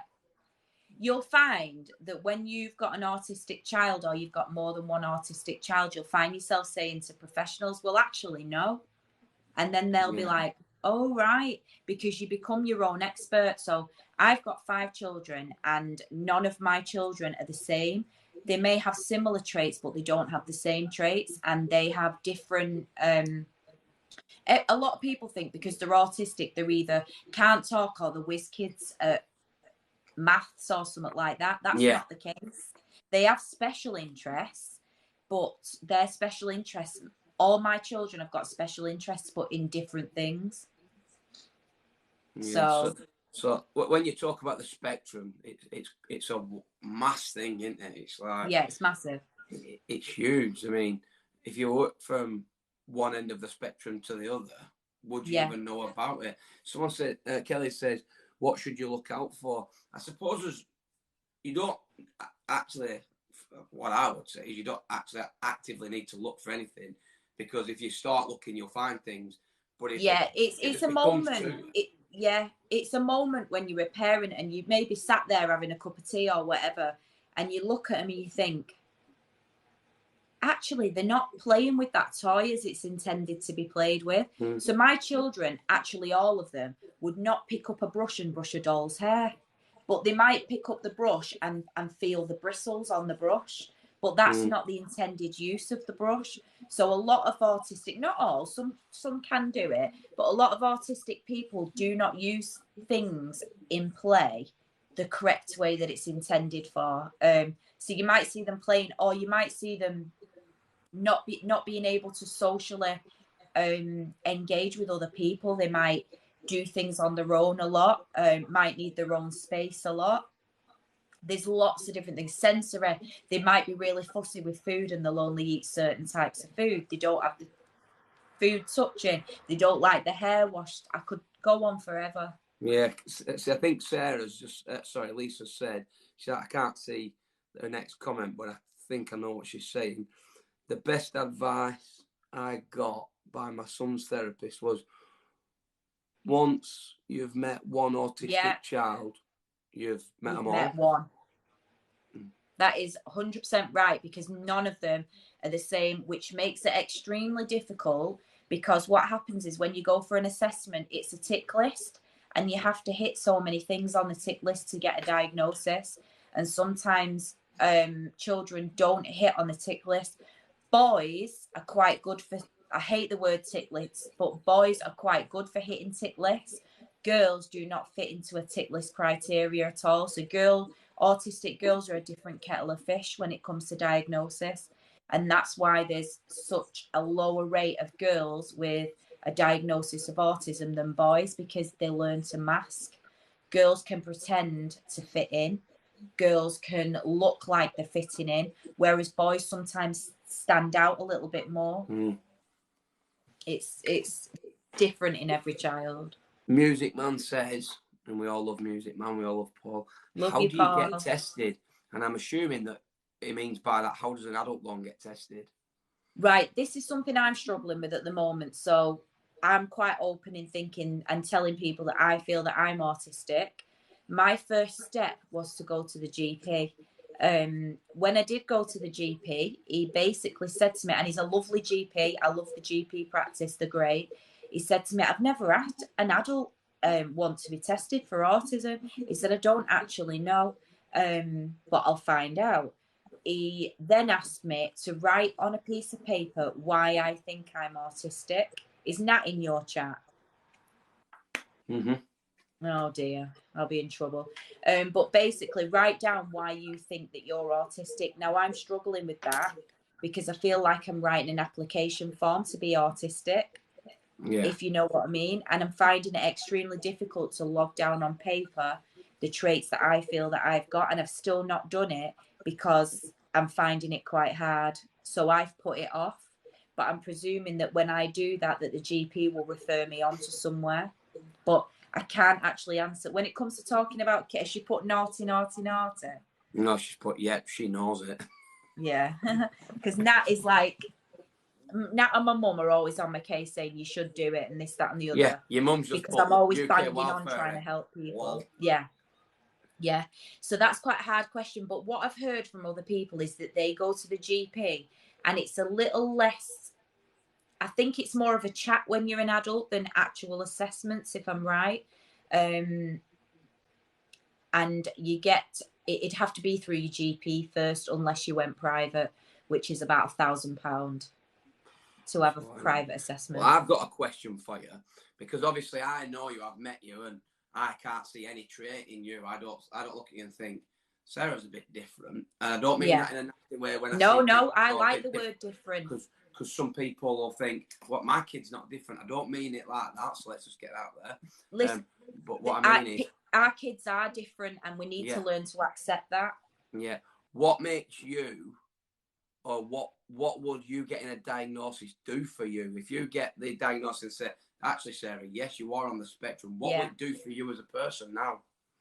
It would just make me understand why I do certain things. So a lot of people will say this, but I don't see you've got any traits. My mum will probably reel things off. You know, if I get bored with somebody when somebody's talking, in my head I lose it and I can't engage with what you're saying. And often if I'm close to you, which you'll probably learn over the time that we're like forming a friendship or whatnot, if my mum's talking and she's boring me, I literally have to say to her, Mum, right, enough now, I can't be bothered. And I can't but that is, I can't do it because I'm just thinking, no, just because you've lost track of it. And I've lost track, mostly because I'm not interested in it.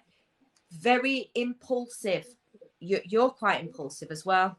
We're a bit like that, both of us. Yeah. If I've got an idea in my head, I've got to do it. So, for instance, these hoodies, awesome is different. Real big thing in my head. I absolutely love it. But in the matter of 4 hours, I decided that I love awesome is different that much that I made my husband do this logo, gone onto a website, bought jumpers, had them printed, and there they are. They're selling them in the matter of 4 hours because I can't let it go. Once I've got to do something, I've got to do it then. And like my husband said, do you not want to research it a little bit first? No, got to do it now. It's got to be done now. See, I think like that. For me, I'm very impulsive, but I put that down to my dyslexic mind. That's like, it's working in my head. I'm like, right, so I need to know if that's going to work now. So I think mine is part of my dyslexia where I go, bollocks, I'm just going to go and do that now. I need to prove to myself that I'm right what I'm thinking. That's where I get it from. Toby says his daughter's 16 months old and shows signs already. What would you suggest? Well, she will be having milestone checks, or she should be having milestone checks from your health visitor. And you need to see whether she passes a milestone goals kind of thing with the health visitor, and any traits that you see or what you're concerned about, you need to bring it up with your health visitor first. And it all depends on what kind of traits that you're seeing, really. So it's hard to say without knowing what it is, because there's that many different things that can be happening.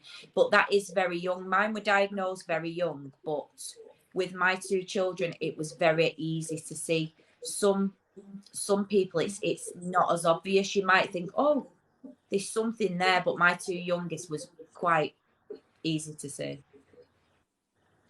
Yeah. And So, and obviously you've been through it for a lot of years with your older ones, so yeah, you sort of you can see it. So can't you? yeah, The boys hit the milestone except for the speech. yeah. Speech, yeah, that's quite a big one. So they can hit many milestones and they can exceed in them. So one of my children, Liam, who's 10 now, I feel like he's been talking since he came out the womb. Literally could form. He was good with speech and communicating from a very young age. So I think the issue is surrounding autism is again that everyone's so different, but a lot of autistic children can be delayed when it comes to speech, not necessarily speaking sometimes, but the context to what they're saying. Like, does it make sense? Yeah. So they can speak words, but it's not really forming anything, if you know what I mean. And like for me, like from when people go on about speech, there's different things in there because obviously when I was a kid, I had speech therapy. But you've also got to know. I assume that you've got to try as a parent to speak to your kids as you would just normal with anybody else. Yeah. And then you 100%. see it. But if you're the sort of person that puts your kid in a corner and says play, then they're never going to fucking learn to talk to you, are they? Or if you just You've got to speak to them. Yeah, we speak to ours. So we've got 2 children that are non-verbal. Now, because they're non-verbal doesn't mean that they can't communicate. So they will just learn to communicate in other ways. One of our children can communicate using cards. So, for instance, his favourite things, What's-its, custard creams, whatever. Usually food. We've got Velcro on the back of them and they're stuck to the cupboard. When he wants one of those items, he goes to the cupboard, picks it off, and he brings it to us. That's communication. That is communication. So they know what they want, they just don't know how to tell you verbally. Yeah, but then Ollie, so Ollie's autistic, but there's a lot more going on with Ollie that he can't do that. So he couldn't go and get a card and bring it to us and tell us what he wants because he's not up to that, which can cause a lot of frustration for him. So at the moment, he's getting quite stressed. Yeah. Because he can't tell you if he's hungry, he can't tell you if he's wet, he needs a nappy change, he can't do any of those. So when you've got a child like that, I would say it's important to always speak to them because we don't know what they can understand, because they can't tell us what they can understand. Don't presume that your child doesn't know something because they can't verbally tell you that they don't know, even if they're not showing signs that they don't know. And there's always, you've just got to guess. It's a guessing game. If you think they want something, get the basics out, get a drink out, get some food out, and tick off your list what it is that they might need. But yeah, communication's a biggie in our house. So we're learning, trying to learn. Is it Lisa Gately or somebody called that on yours? I think she does it, Maccason. We're having to learn a communication sign language because hopefully one day when the boys are able, that they'll be able to communicate with us using a communication sign language. Yeah. So for you, like your education just continues, don't you? You've got to keep going and going and going and going with it. Yeah. Yeah. Because it's not going to stop. No. And a big fear of mine, and I know that a lot of people would be able to share this with me, is that I constantly worry about when I die, and I'm not being morbid and saying that I'm going to die tomorrow, who is going to look after, not my older children, because I think that they'll be quite capable of looking after themselves. What's going to happen to the younger 2 who I don't know yet if they're going to talk? I don't know anything. Who's going to look after them because they are constantly... No one will look after them like you can. Yeah, and that makes me cry at night. That gives me many sleepless nights. Yeah, no, I understand exactly where you're coming from because I always had a decision. Like I always said, if we ever had a child and there was a lot of things wrong, and it was a choice, then personally my choice would be to terminate or whatever because of that worry of, well, when I die, who's going to look after my child that is wheelchair bound? And that, but that's not, I'm not saying everybody should think that, but that was always in my mind, and I would constantly Yeah. worry till my last Everyone breath. has their own opinions, and it's important that we accept everybody's opinions. And obviously, Yeah. we all can agree and disagree. But it But is you our didn't own have that opinion. choice. You didn't No. have that choice, did you? That's not something you can. I'm talking like serious disabilities. Yeah, where you yeah. know you've got the choice, and you go, right, this is for the right reasons. But you didn't get that choice, and autism isn't a choice of saying, well, we'll see where we go with it. It literally doesn't come on for 2 years, 3 years when you start to notice it. And, you know, It is hard. It is difficult, and it is a constant worry because we've got to start letting services get involved and in caring for our children, because they've got to learn to be able to cope with other people, and that's something that we're struggling. So it's with us. A lot of people on here might already know that me and my husband don't sleep together at night. So I don't think we've slept in the same bed. We've had the odd weekend away when my mum's had the kids, but on a whole, I don't think we've slept together for 3 years.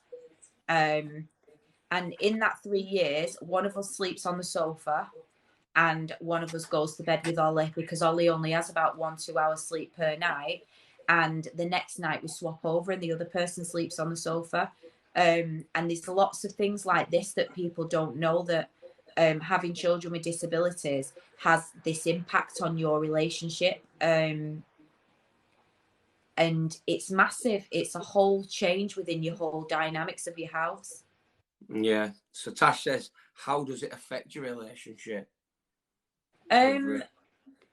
So you have to find time for certain things. We won't go into it, but you've got to keep the fire going and whatnot. You've always found time.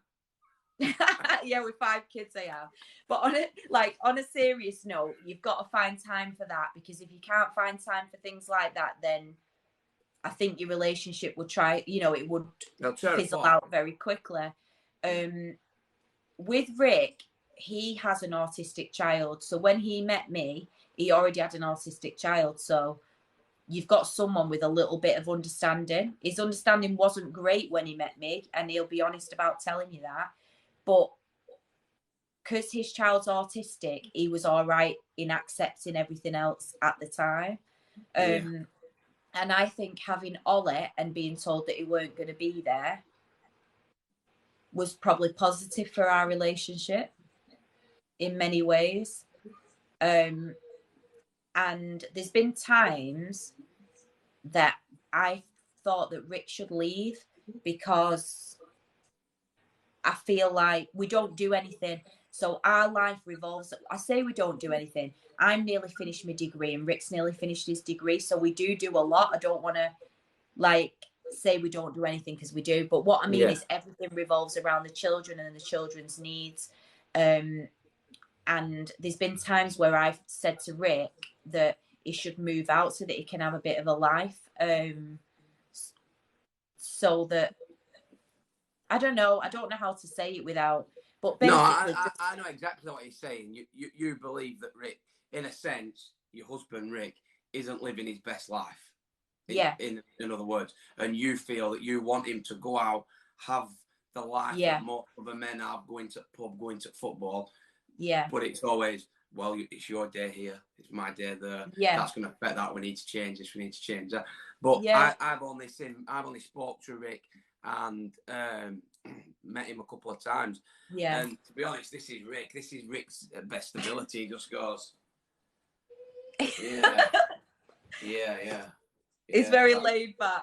That's all right. But you can tell that you've got an absolute fantastic relationship where you both understand each other. You've both got the best interests of your kids at heart. Yeah. You want nothing but the best for them. And in between all that, you're finding time for yourself. I mean, I come on Friday and we had a brew together, and it was nice, me, you and Rick just having a chat. And I don't know Sarah any more than I know anybody else, really. But you're a very welcoming person. You've got that aura about you where it's like, come up, Ben. We come up, we make a TikTok, we have a brew. And I can tell that you're very similar to me and Vicky, where it's like, well, this is the deck of cards we've got. Yeah, we're you deal happy with with what what you've got. we've got. We will Yeah. work it out. Yeah.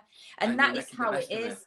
That's how it is. And I like that the way you said that, because I have a bit of a pet hate with people that say, like, I made a TikTok about it, about, oh, God only puts children with them that can handle it. It's absolutely a load of bullshit when you say that, because at the end of the day, that's not true. As parents, we work really hard with what we've got. And in an ideal situation, you wouldn't want to not have any sleep all night. And No. we cry and we're upset a lot of the time that you don't see that. We're not these superhero people. A lot of time people will go to me, oh my God, like, how do you know how to do that? That's amazing. It's brilliant. You're like a superwoman. No, you don't see when I go to bed at night and I cry. And you don't see that sometimes I shout at my kids because I'm tired and I'm stressed. Yeah. Sometimes you don't see that where I'm thinking, God, I wish I could go out. I could go out because Rick could have the kids, but then I'm going to be tired the next day, and it's going to have a knock-on effect all the time. Yeah. So you don't see a lot of things. So what you've just said, you deal with what you got, and you go with it. Exactly. It's like when you said to me the other day, when you said, oh, when we're having a barbecue, I'll make sure I sort kids out. And you've literally got to work everything around. Everything. Now, obviously, if you have a newborn baby, you tend to say, well, I've got babies, so I'll have to do this. But you've literally got to sort 5 kids out to be able to go and have a few hours with your husband and a couple of friends. Yeah. But how you found it with friends? Because friends it must be hard to keep friends. Because some friends are like, I'm going out piss. We're going to Manchester. Yeah. We're having a meal. We're going races. We're not coming home for the night. What are you doing? Well, I can't go. Yeah. Go. Constantly must it's be saying, difficult. So your friends fizzle out. So people stop inviting you to places, and they're not being mean when they do that. It's because when you invite you've said no that many times that they just forget to ask you. And even though you know you're going to say no, that also hurts that you're not being invited.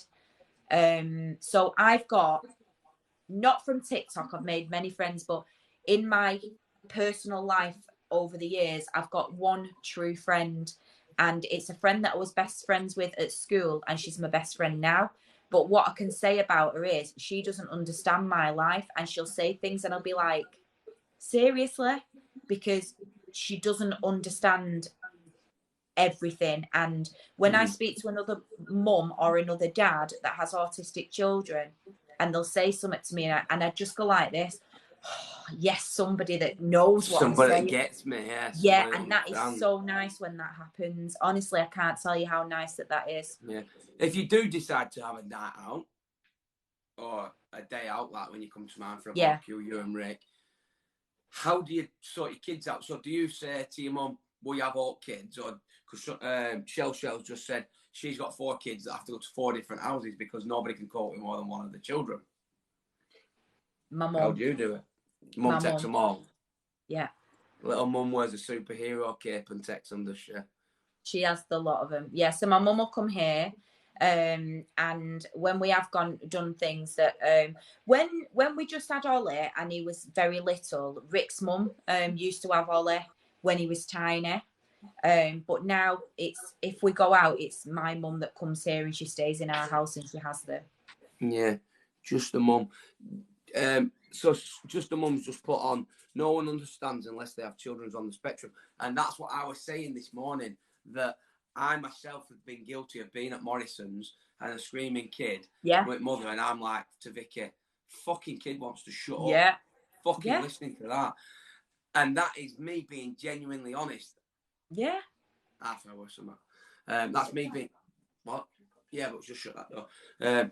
That's me being genuinely honest, that I was naive to the situation because I didn't know about it. And that's not a bad thing. No. Because once you get educated, and like I spoke to Sarah, I spoke to other people, and I've got an understanding of it now. And this is where people need to, and these little chats that we do on here can hopefully have that for people, where they go, actually, that child's got autism. And I found myself in the shopping centre now saying to people, what's your problem? That child might be autistic. That child might be in pain. That child this. Yeah, you don't know. You just don't know. And to be fair, even if they're not, you know, we can't judge anybody because you don't know what that mum's going through. I'm quite a strong person. I really am. But I went and sat at a train station for 3 hours, and I'm a strong person. You do not know what somebody's mental health is doing at any one point, and your comment could push that person right over the edge. And it may just be a passing comment like, can you shut your kid up? That person could go home and do something not very nice to themselves because you've said that. Absolutely. And that's why, that's why these chats are good, and I think we should continue to them. But if someone is ever nasty, maybe say, would you like a bit of an insight into my life? Come and stay with me for the next hour and say, exactly. I get all dirty looks off people because of Cam and his ADHD. Yeah. So that's the thing. Unless people have got an understanding of it, and, well, you get taught, this has always been my problem with the national curriculum at school, you get taught about a load of bullshit at school that actually has fuck all impact on your real life, because actually you go to college or university to learn the job you're going to do. But I just schools don't teach our when I say our children, I'm going on about probably generally all children, but in my case, autistic children. So our children may be very intelligent in some ways, but you're not teaching them the right way. If you taught my child the way that they learn, in fact, they would go above and beyond, but you're not teaching them in the correct way. Therefore, it looks like they can't do certain things when they can. Yeah, it's absolutely right. And I spoke to you, this isn't my story, but I spoke to you about it with me and my dyslexia. If I'd have been at school and the teacher had said to me, like when I asked, there's no point you putting me in French and English, I'm shit at it, I'm never going to understand it, let me go to the woodwork, I'll build you whatever you want. If they'd have done that, I'd have excelled. I'd have got grades in something that I could go and move on to in the next chapter of my life. However, this says it's the curriculum, you've got to do it. Well, then you're going to get nothing out of me. No, and nothing. It's a waste. It's a waste. They're wasting your time and you're wasting their time. Yeah. My son has spent his high school education in the detention centre. And he will turn up to detention every night, even if he's not got one, because it's part of his day now. So he's not too bothered because he's just added it onto his day. But it doesn't work. Oof. Caroline, I'm sorry to hear that, and I hope everything gets sorted. So Caroline's just said she's in Scotland and there is absolutely no help. Oh, see, I'm Manchester, but what you'd have to do in that is look at the legal criteria and what help has to be given, and sometimes help's not given, but legally it has to be given, and you'd have to go down that kind of route. So maybe see Citizens Advice Bureau or something like that. Yeah. And what I will say is, for anybody that doesn't already follow Sarah because she's live quite a lot and she will speak. Obviously, we can only get so much into that, but she'll constantly talk and pass whatever knowledge that she's got, she will give it you. She will talk to you and she'll answer your questions and she'll inbox you and she'll help you as best she can. So if anybody doesn't follow Sarah, please do make sure. And this isn't a follow point. We don't do none of that stuff on Mickey Gone. But if you want to know more about it and try and get a bit, pick her brains, she's happy to do so. She does it on a regular basis. And I'm happy when I don't understand, when I don't know something, I'm open in saying, do you know what, I don't actually know, but I don't mind researching for people either, because it's a topic that I'm interested in. And if I don't know it, I want to know it so other people can help me, because I'm quite nosy when it comes to things like this and I always want to know more. And that's the point when you talk about autism or anything like that, any hidden disability, is that we are always learning. We don't all know everything because it changes day to day and we're all learning every single day. Someone's put, I relate to this so much. Glad I've come into this live. It has helped me. I will pop in your lives more. Definitely. Sarah's live all the time. She's either being a dick or she's talking some sense. I'll be a dick until you ask me a question and then I'll get my serious head on. Will always be a laugh and a joke and very, very serious. And we've only, how long we've been speaking? Well, I've been on here, I'm not talking Mickey's Army. Me and you have been talking a few weeks, haven't we? Yeah. And to be honest, we talk every day, don't we? Yeah, we talk every day. I can't get rid of her. No, and you won't. But we like it. We love it because getting to know people, and this is for me, getting to know someone like Sarah helps me when I go places and I'm like, and I see something that I don't understand because Yeah. not because I'm autistic, because I don't get why that child's fucking crying. I'm getting mad. Yeah. And then I think, right, that's why. That's Yeah. probably why. But moving on to the next thing that I want to ask you, which you might be able to help other people, is you're in the shopping centre, you've got your child that's crying, I've come in. What's the best thing for me to do when your child's having a meltdown if I see it in supermarket? I know it's not to just stare at you.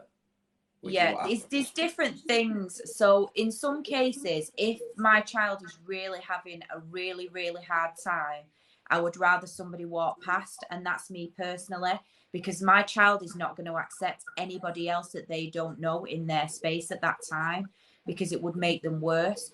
But for instance, say I've got a basket of food in my hand and my child's having a meltdown. It would be so nice if somebody came over and said, just let me take your basket off you. I'll put it down there. And then when you're ready to get it, you can come and get it. Something like that. Or even if you're not sure what to do, just say, is there anything I can do? Don't go too close because it can have a detrimental effect. But you can stand back and say, is there anything I can do? And for instance, I could go, well, could you just, I don't know, can you just make sure that nobody comes near and ask people not to come up the aisle? Or I might say, no, thanks for asking, but I'm okay. I'm dealing with this. Okay. But it's never, you can always ask somebody. Don't ever feel it's not okay to ask somebody if they're okay. Because in fact, if I'm stressed at that time and I'm thinking, oh God, I can't, everybody's looking at me, whatever, I'm going to go home after everything's happened and go, I wonder who that person was that's just asked me, am I okay? That will stick in my mind because it doesn't happen. We don't ask people, are they okay? It's and that's the same thing as we think it. Yeah. See, I've been down to Birmingham and I met Dave Watson, and you see people just looking at him. You can see him looking at his legs. And for me, if it was me that had lost my legs or whatever, I would rather someone come up to me and say, "Excuse me, mate, what happened with your leg?" Yeah, what happened? I mean? Yeah. I'd rather someone say, I'd rather someone say, oh, are they autistic or have they got a disability? Some people may find that well, they'd be offended by it. I don't, because my children have got a disability. It's part of who they are. It's not going away. It's them. It's how they identify. They are an autistic person. It's not going anywhere. So it's not rude to say you autistic. If it was rude, that means that it's not okay to be autistic, and it is okay. So therefore, it's okay to ask somebody, are they autistic? Because it's quite fine to be autistic. It's not an insult to be autistic. No. So. No, and if you take offence to it, if you do take offence to it, then I suppose that says a lot about you rather than them. I think you've got issues with your own children if you take offence. You're not prepared to accept that there's something slightly different, because awesome is different. If anyone's got any questions, fire them in. What I will say is on this app. So when I first come on this app, it was about 8 weeks ago now. I came on it because I'd seen somebody else, and I've not seen her on for ages, but basically there was this girl, she had ADHD, and I used to watch her and I was mesmerized in watching her. And I thought, oh, I'm going to do a video. My first video, I'm like a robot, I'm like this. And then the more I got talking to people and talking my waffle that I go on about all the time, you'd be surprised how many autistic people were embarrassed to be autistic. And are learning slowly through talking about themselves that can now say, I'm autistic out loud. And if I can do anything for anybody at all, the main thing that I want to do is make sure that people know that when you're autistic, it's a disability. And what? Do you know what I mean? Live with it. It's who you are. It's part of you. So use it and say, I'm autistic as you are. I'm pretty sure there's some multi-millionaire autistic people out there, so it doesn't make no There difference. is loads of celebrities that are autistic. Loads. Because if we were all the same, we would be boring, wouldn't we? Well, it would be. Yeah. It would be boring if we were all the same, and I always say that. What's and if you can learn to understand yourself, you can learn strategies. So, for instance, a lot of people that are rebelling against being autistic, so they'll go to a supermarket, they'll have a meltdown. There's a person on here, she's probably in your live at the moment. I won't mention a name or anything else, but she was struggling with, she'd put herself in situations that would bring on a meltdown or anything else. But since I've been talking to her, she's worked out strategies to help her, and that it's all right to have a meltdown, but you must have a strategy in place to help you when you do that. So you might have a fidget toy in your hand that you can focus on, so you're not focusing on what's going on around you. Prepare wherever you go. So if something's going to happen that's out of routine, that you've got something to focus on, that you've not got to worry about what's going on around you. Thank you for the gifts, people. So we have actually got someone that's just come in, and they're called Life of Being Unique. That's the username. And she just said, I'm autistic. Which, to me, it doesn't matter who you are. What matters to me for people is it is who you are. Because if you're an arsehole, you're an arsehole. It don't matter whether you're what's up with you. If you're an arsehole, you're just an arsehole. If you've got different abilities rather than disabilities, then people who you come into contact with, as long as they know, then they know how to react with you. Yeah. They know how to communicate and treat you. That's because important, because it really is. It's understanding. Yeah. So there's a person on here that I talk to quite often, and there's probably, you'll be able to guess straight off the cuff who it is, and I won't say any names. Sometimes things that people say can come across in a certain way, and it's not meant in that way. And I know that, Ben, you'll know what I'm talking about, because we had a 3-way conversation, and things can be said very bluntly, and to somebody that doesn't understand it could be like, seriously? Rude. Yeah, rude. They're not being rude. It's just very straight to the point. And they say, in fact, a lot of autistic people say what everybody's thinking. It's just that we're all too frightened to say it. It's Sam, if you're autistic and you're being bullied for it, just ask the people that are bullying you if they'd like to have a little education, and say, come and sit down and have a chat with me, and we'll do it with teachers or whatever, and say, why don't you try and understand me rather than bully me? Just try that. Best thing to do, if that person's not comfortable with doing that, what I always suggest too is, if they struggle with talking to people, if they write down what's happening to them, put it somewhere, and when they're ready for somebody to read it, they can hand that note to somebody that they trust, and they do that when they're ready to do it. So instead of panicking about it and worrying about it in their own head, write it down on paper, and it gets it rid from your head. And then if you're ready to hand that note to somebody in 3, 5, 7 days time, when you're ready, you can do that. But if you are being bullied, it's important that you speak up or you write it down, because you should not experience that at all. No. If anyone's got any questions, because we're going to wrap it up soon, because we will be having a part 2, I can tell. I already know we're going to end up with a part 2 with Sarah. Another week, 1 week, because you've got a lot still unanswered, haven't you? Really, you've still got your you've still got some diagnoses waiting to be done, haven't you? Yeah, mine and my daughters. And my daughters, got your daughter, haven't you? Yeah, and we've got agencies involved, so I've spoken to you about our house. So when you've got children that have no danger awareness whatsoever, you've seen it, haven't you, Ben, where the little one just jumps literally on the side. Yeah, it's funny because I'm sure it was you over there, weren't it, Sarah, as well, with the flower? Yeah, that when I put the video of the flower all over the floor. This is every day in our house. So you've got all them dangers. So my children, just to let you all know, I don't know if anybody's the same, have they seek heat. So they like heat. So they will put the hand on a flame and won't be able to feel it. They'll put the hand on a radiator. So you've got to be on it all the time. Yeah. If anyone's got any questions, please feel free to ask them. So what's like your next stage? Obviously, like you say, you've got your daughter's diagnosis to go. How far in with that? Where do you think how long do you think you're going to be fighting for that now? We're waiting to see whether they have enough information from our disability social worker to just give her a diagnosis, or whether they're going to want to do an assessment, or they're going to say that, no, we're not giving her an assessment. If that happens, I'll be lending money off my family, and I'll be paying £1,000 for a private assessment because she needs it for her own mental health, because at the moment she doesn't feel like she fits in anywhere. Yeah. Or if everybody just buys a jumper, that'll help towards it. I like what you did there. People give me funny looks for wearing ear defenders in town and big places. My son wears them all the time. Someone did ask that, so I was about to say that. Listen, Yeah. if someone's going to make fun of you, then it says more about them than you. Yeah. They're not Try people to be you want to comfortable associate yourself. with. Yeah.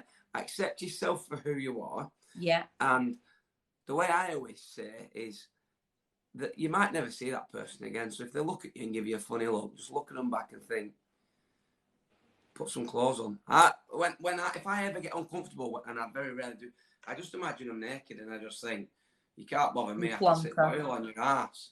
You know what I mean? It don't matter. But people it says a lot. worried.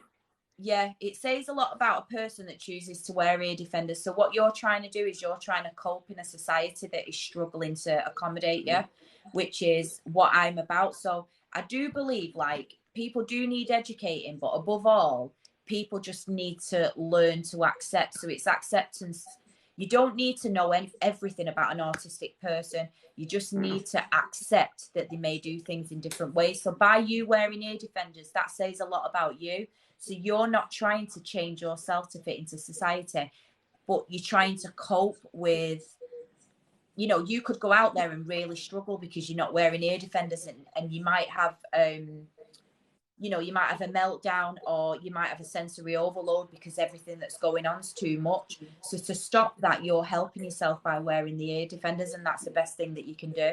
It's a coping strategy. What's the difference between wearing ear defenders and some noise cancelling headphones and playing music?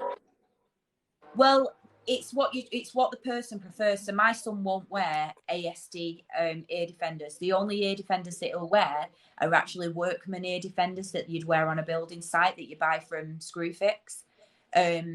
We've had where he's wore music. It depends. If they like music, you can put music on. It's whatever they prefer. Can music give you like a sensory overload as well? It can give you a sensory overload, or it can have the reverse where it can be quite comforting and it can take you away from what's happening, which can be positive. But for some people, it can really hype them up and do the reverse. So what we need to do is make some ear defenders that are trendy and set a trend where everyone's walking around the street with some ear defenders on, and you don't know whether they're autistic or not, but everyone's like, yeah, I like it. Where do you get it's a thing. Yeah. It is. It's difficult for them because they don't want to stand out. A lot of autistic people don't want to stand out, but these are the things they've got to do to be able to fit into our shitty society, unfortunately, that doesn't. Whoever's autistic on here, you do not need to change to fit in with everybody else. Everybody else doesn't need to change. They just need to accept. Yeah. And that's what it's about, isn't it? It's acceptance, isn't it? Yeah, definitely. And really, it should be easy to do because everybody should accept it. No two people are ever the same anyway. We don't have to like everything. We don't have to like everybody. You don't have to like what somebody does. But if you don't like it, you just walk past. You don't make comment. That's another conversation we've had, isn't it, Sarah? That some people that you do like, I might not. Yeah. And there is people that you don't like that I do. But we don't say, right, you're not going to speak to them because I'm not. It's like, no. Definitely not. And we have our own. But we still get on just as well as we do because we just accept that I get on with that person, you get on with that person, I don't. But we like each other. Exactly. So you can have many different relationships. You don't have to not like somebody because somebody else doesn't. Because if you do that, that says a lot about you as a person as well. Yeah. Someone's put, that's why awesome is different. And that's why I stand back. Because a lot of people don't like the word different. I love the word different. People will go, well, my child's not different. They're autistic. Well, yes, they are different. And they need to be able to own that. And they need to be able to say, well, I am different. And it's awesome that I am different. So unique. I love the word different. It's unique, isn't it? Everyone's unique. And like you say, if you go to a doctor, you get different medication for different things. It's not. That's it. That's what it is. It is. You can't get away from the fact of something or somebody being different. And the logo basically is not just for autistic people. We came up with this because if you feel different, so for instance, I don't know, say that you think you're overweight and you're a bigger person, you shouldn't feel not nice about yourself inside. You're just different. It doesn't make you unkind. It doesn't make you a horrible person. It just makes you you're awesome because you're who you are. Yeah, I totally agree. I mean, how many men would sit there in a nice pink hoodie? I'm different. You're rocking that hoodie. I do rock it. You suit pink, to be fair, though. I said that when you wore a pink top last time. Smart, isn't it? It is smart. So, has anyone got any questions before we wrap it up? And I do think that we will get Sarah back on at a later date, if Sarah wants to, because I still think there's quite even a lot if you've to got go any on. burning questions, just ask me in my Q&A if I don't follow you, because obviously That's another good if I don't idea. follow you, you can't. Yeah, I can't. You can't message me if I don't follow you. Go over, follow her, get to a Q&A, ask whatever questions you want. Give us something to reply to. Give us some content. I'll be honest with you all. That's all I ever am. And if I can't be honest, I'll tell you that I don't know. My comment is being ghosted. Oh no, but not if you're sure. saying autism, it'll be ghosted. So you have to change one of the letters in your word to like a hashtag or an @ sign. Why does it ghost it? Right. I'm on the fence with this, and people are going to hate me for saying this, but I'm being honest to me. I feel that it's being ghosted because of bullying and because of trolls. Some people are very vulnerable. Not all autistic people are vulnerable. I'm not saying that, but a lot of autistic people could be vulnerable. And if you're writing not very nice things to a user that's autistic and they can't see what you're doing, I think that may have something to play. I'm not saying that it's right that it's ghosted. No. I'm just saying that could be a reason why that it is protecting. ghosted. I think you feel the protecting. Yeah. So I'm on the fence with it, really. How did Sarah get a special SW? Oh, so she means a disability social worker. It took a lot of graft and it was very hard. So it took me 2 years, a lot of tears, phoning up daily, telling them how much I'm struggling, being honest, and you've got to tell them about your worst days, doing that. And to be honest, it was the occupational therapist that came out to our house and looked around our house and seen the dangers. Ben, you've been to my house. I've got a nice house, and it's awful for me to say sometimes because I feel like people would judge. But in our house, even though it's a nice house, there's lots of dangers that people wouldn't see without having my children. Apart from your door. Yeah. Yeah, apart from this lovely door. That leads to nowhere, guys. Yeah, that's a whole talk on its own. That door, behind that door is the stairs, but not the stairs as in so you can walk, the actual stairs. So when you open that, it's a blank wall. It's the strangest thing. Under the stairs. Don't. But yeah, that's initially we had someone to come and look at our house because the boys wanted to touch the oven and stand on the doors and the window ledges and try and get open windows and stuff like that. And it was her that seen the difficulties that we had in the house that fought for us because we weren't being listened to as parents. But you've just got to ring every day and not take no for an answer, unfortunately. It's not an easy... I would never lie to anybody and say that it's an easy road because it's not. But if you don't fight, you're not going to get, basically, in a nutshell. Just on that one with oven and the hob, do you not have an induction hob? Because they only work with pan, don't they? They don't get hot. Yeah, no, we haven't. That was something we spoke about.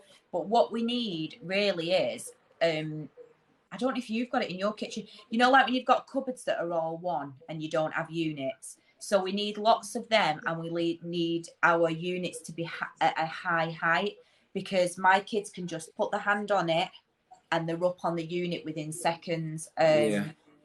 And let me tell you, we watch them like a hawk. But sometimes we're very tired because we don't sleep great. We only have one. Well, we're better than a lot of people because a lot of people are doing it on their own and I'm not. I've got help, as in my husband. But it's still very, very tiring. And you can't be on your best performance 24 hours a day.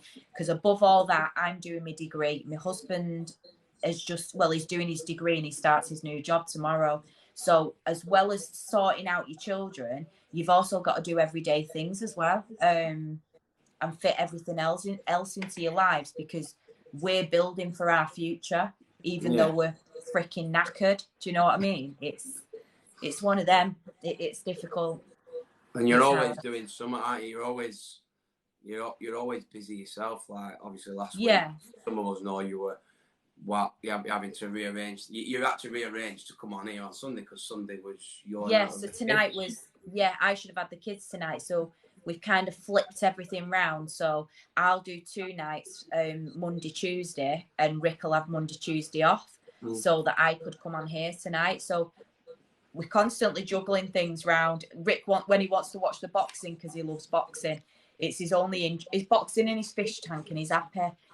We have to change round the nights to be able to do something that we want to do. And it's things like that people don't realise, that you've got to juggle everything. So a lot of people will see me and think I'm quite bubbly and everything else, but they don't see what actually goes on behind the scenes of being a mum, being a student, doing my degree, changing bottoms that I shouldn't be changing now because my children are at an age that they should be able to go to the toilet.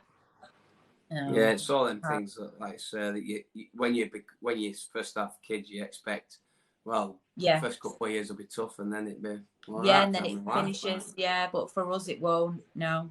How do you feel about? Obviously, we'll finish up with this. How's it going to affect you? Do you think with him going back to work now? I know that Rick's feeling guilty about going back to work, and he's very anxious that I've got to do a lot. So even though in the days I'll say I'm going to be free, but I've got my uni work to do because I've got 2 more assignments before I finish. But I know that he's feeling a bit guilty about me having to drop all the kids off at where they need to be at the correct times and pick them up and stuff like that. So I know that he's anxious about putting a lot on my plate. And then in the reverse, I'm anxious that he's not going to get enough sleep and that it'll affect his work. So we're worried about each other, which is often what happens, is that I'll be worried about something and Rick's worried about something in a similar way, but just about me. Yeah. Millie wants to know, I don't know how long this will take you, but Millie wants to know, can you talk about Lil and all her diagnosis? Millie, I'll stay live after this. I know who Millie is. So basically, Lily doesn't have a diagnosis, but she does have tics, as you know, like you have tics. But I can talk to you. There's lots of things with Lily. So she started having tics over the last year. This is going to help. This is going to help another one of my friends that's in the live, whose daughter has just basically, she's been diagnosed with Tourette's now as well, and she's got tics as well. So so she has tics. So she has a lot of head jolts. Not a lot. She doesn't have them often. And I find that if her stress levels are high, that they're heightened a lot more. So she can do head jolts, and I'll do it. I don't mind being like the drama teacher. So basically, her head will just go like this. She might do this with her head, or she'll make a noise and she'll go woo, a bit like that. And my advice to anybody is, a lot of people try to hide the tics. If you try and hide your tic, it'll make the tic progress and it'll go on a lot longer. You need to just let the tic come out and be calm about it. And you've got to accept it, unfortunately, that is part of who you are, and other people have got to deal with it, not you. But making somebody that's got tics feel comfortable that they can do that in your presence is massive as well. Yeah, let them feel comfortable. Absolutely. Well, guys, what we'll do, we'll wrap it up there. Sarah's going to stay live. I'm going to get my tea, because I've not had my tea yet, because I decided to put it away because I don't like it. I don't mind eating like. Should have set it. I know, but I think because it's on like a professional platform on YouTube, I don't really want it on. So I'm going to go and get my tea. Sarah, I think that it's been amazing and eye-opener, and I think there's still a lot more we can all learn from this. If you all want to, if you can turn your comments back on there if you want, Sarah. Everyone wants to jump over and continue to ask Sarah questions. By all means, do. I'm going to get my tea. I'm going to go live on my account and probably duel Sarah from my main account anyway. And then we can continue the conversation on a less professional manner so I can scoff my face and listen to I don't like you don't scoff his face in front of me. I know, but I'm still going to do it when I go live because I'm going to come back live on my main account. But guys, make sure you jump over to Sarah, give her a follow. Good luck to Rick from us and everybody at Mickey's Army for going back to work, and obviously he'll smash it. He'll be great. I'll probably see you on Friday anyway for a brew if you're not busy. Yeah. And I might have a new Woody to pick up. Who knows? But no, I think for a lot of people it's helped, and I think for a lot more people it's going to continue to help. Make sure you get your questions and answers into Sarah. She'll answer them. Get some conversations. Let's build a platform where people... You just got to talk. The more you talk, the better it is. And the more normalised it becomes when you talk about it. And it's not so like, oh, really? What? It just becomes normal the more you talk about it. Yeah, and the more people you know in that circle that have dealt with it, Thanks, you can say, how did you deal with this? How did you deal with that? And we can move forward from it. So yeah. I've enjoyed that, Sarah, but honestly, I'm looking forward to doing it all over again. I'm looking forward to my tea, but definitely looking forward to learning a bit more, and we could maybe use Lil's diagnosis on another conversation. And obviously I'll put it to the team, but I know there's other people that have got... That's good just for girls to talk about girls on the spectrum, because it is a whole new... It's a whole new ball game. It really is. So we'll definitely look into that. So guys, if you want to stay, jump over to Sarah's, because I'm going to end the live now. I'm going to nuke my food, and then I'll probably go live, if you're all right with that, Sarah, on my main account and come back live with you. And you can all watch me eat my tea. Oh, thank you all anyway for listening. Sarah, it's been amazing, but... Been emotional. That's part one. And remember, guys, awesome is different. And if you want a T-shirt, Sarah is the woman for your T-shirts. Yeah. And we don't do advertising, but... Awesome's different, and it is. It's a powerful message. And it'll help towards funding everything that you need to do, because I'm waffling on now, but Sarah has got a lot of adaptations to do to stay in her house that they've worked hard for. And while people think, oh, it's their house, they should have to deal with it, there's a lot of expense in sorting houses. So if anybody wants to help by buying a hoodie, we'll get one. Thanks, Ben. I shall see you soon. Shaka from Papa. I love you. Speak to you later. In a minute, sweetheart. See you later. Guys. Thank you for being part of it tonight. Bye. Right, I'll try and catch up with your comments. So that was Sarah, guys. Absolutely amazing. Ben, please say thank you for coming on from me. Or Mickey, I will do when I go back. But yeah, it was amazing, that guy. So I'm going to go and get my tea.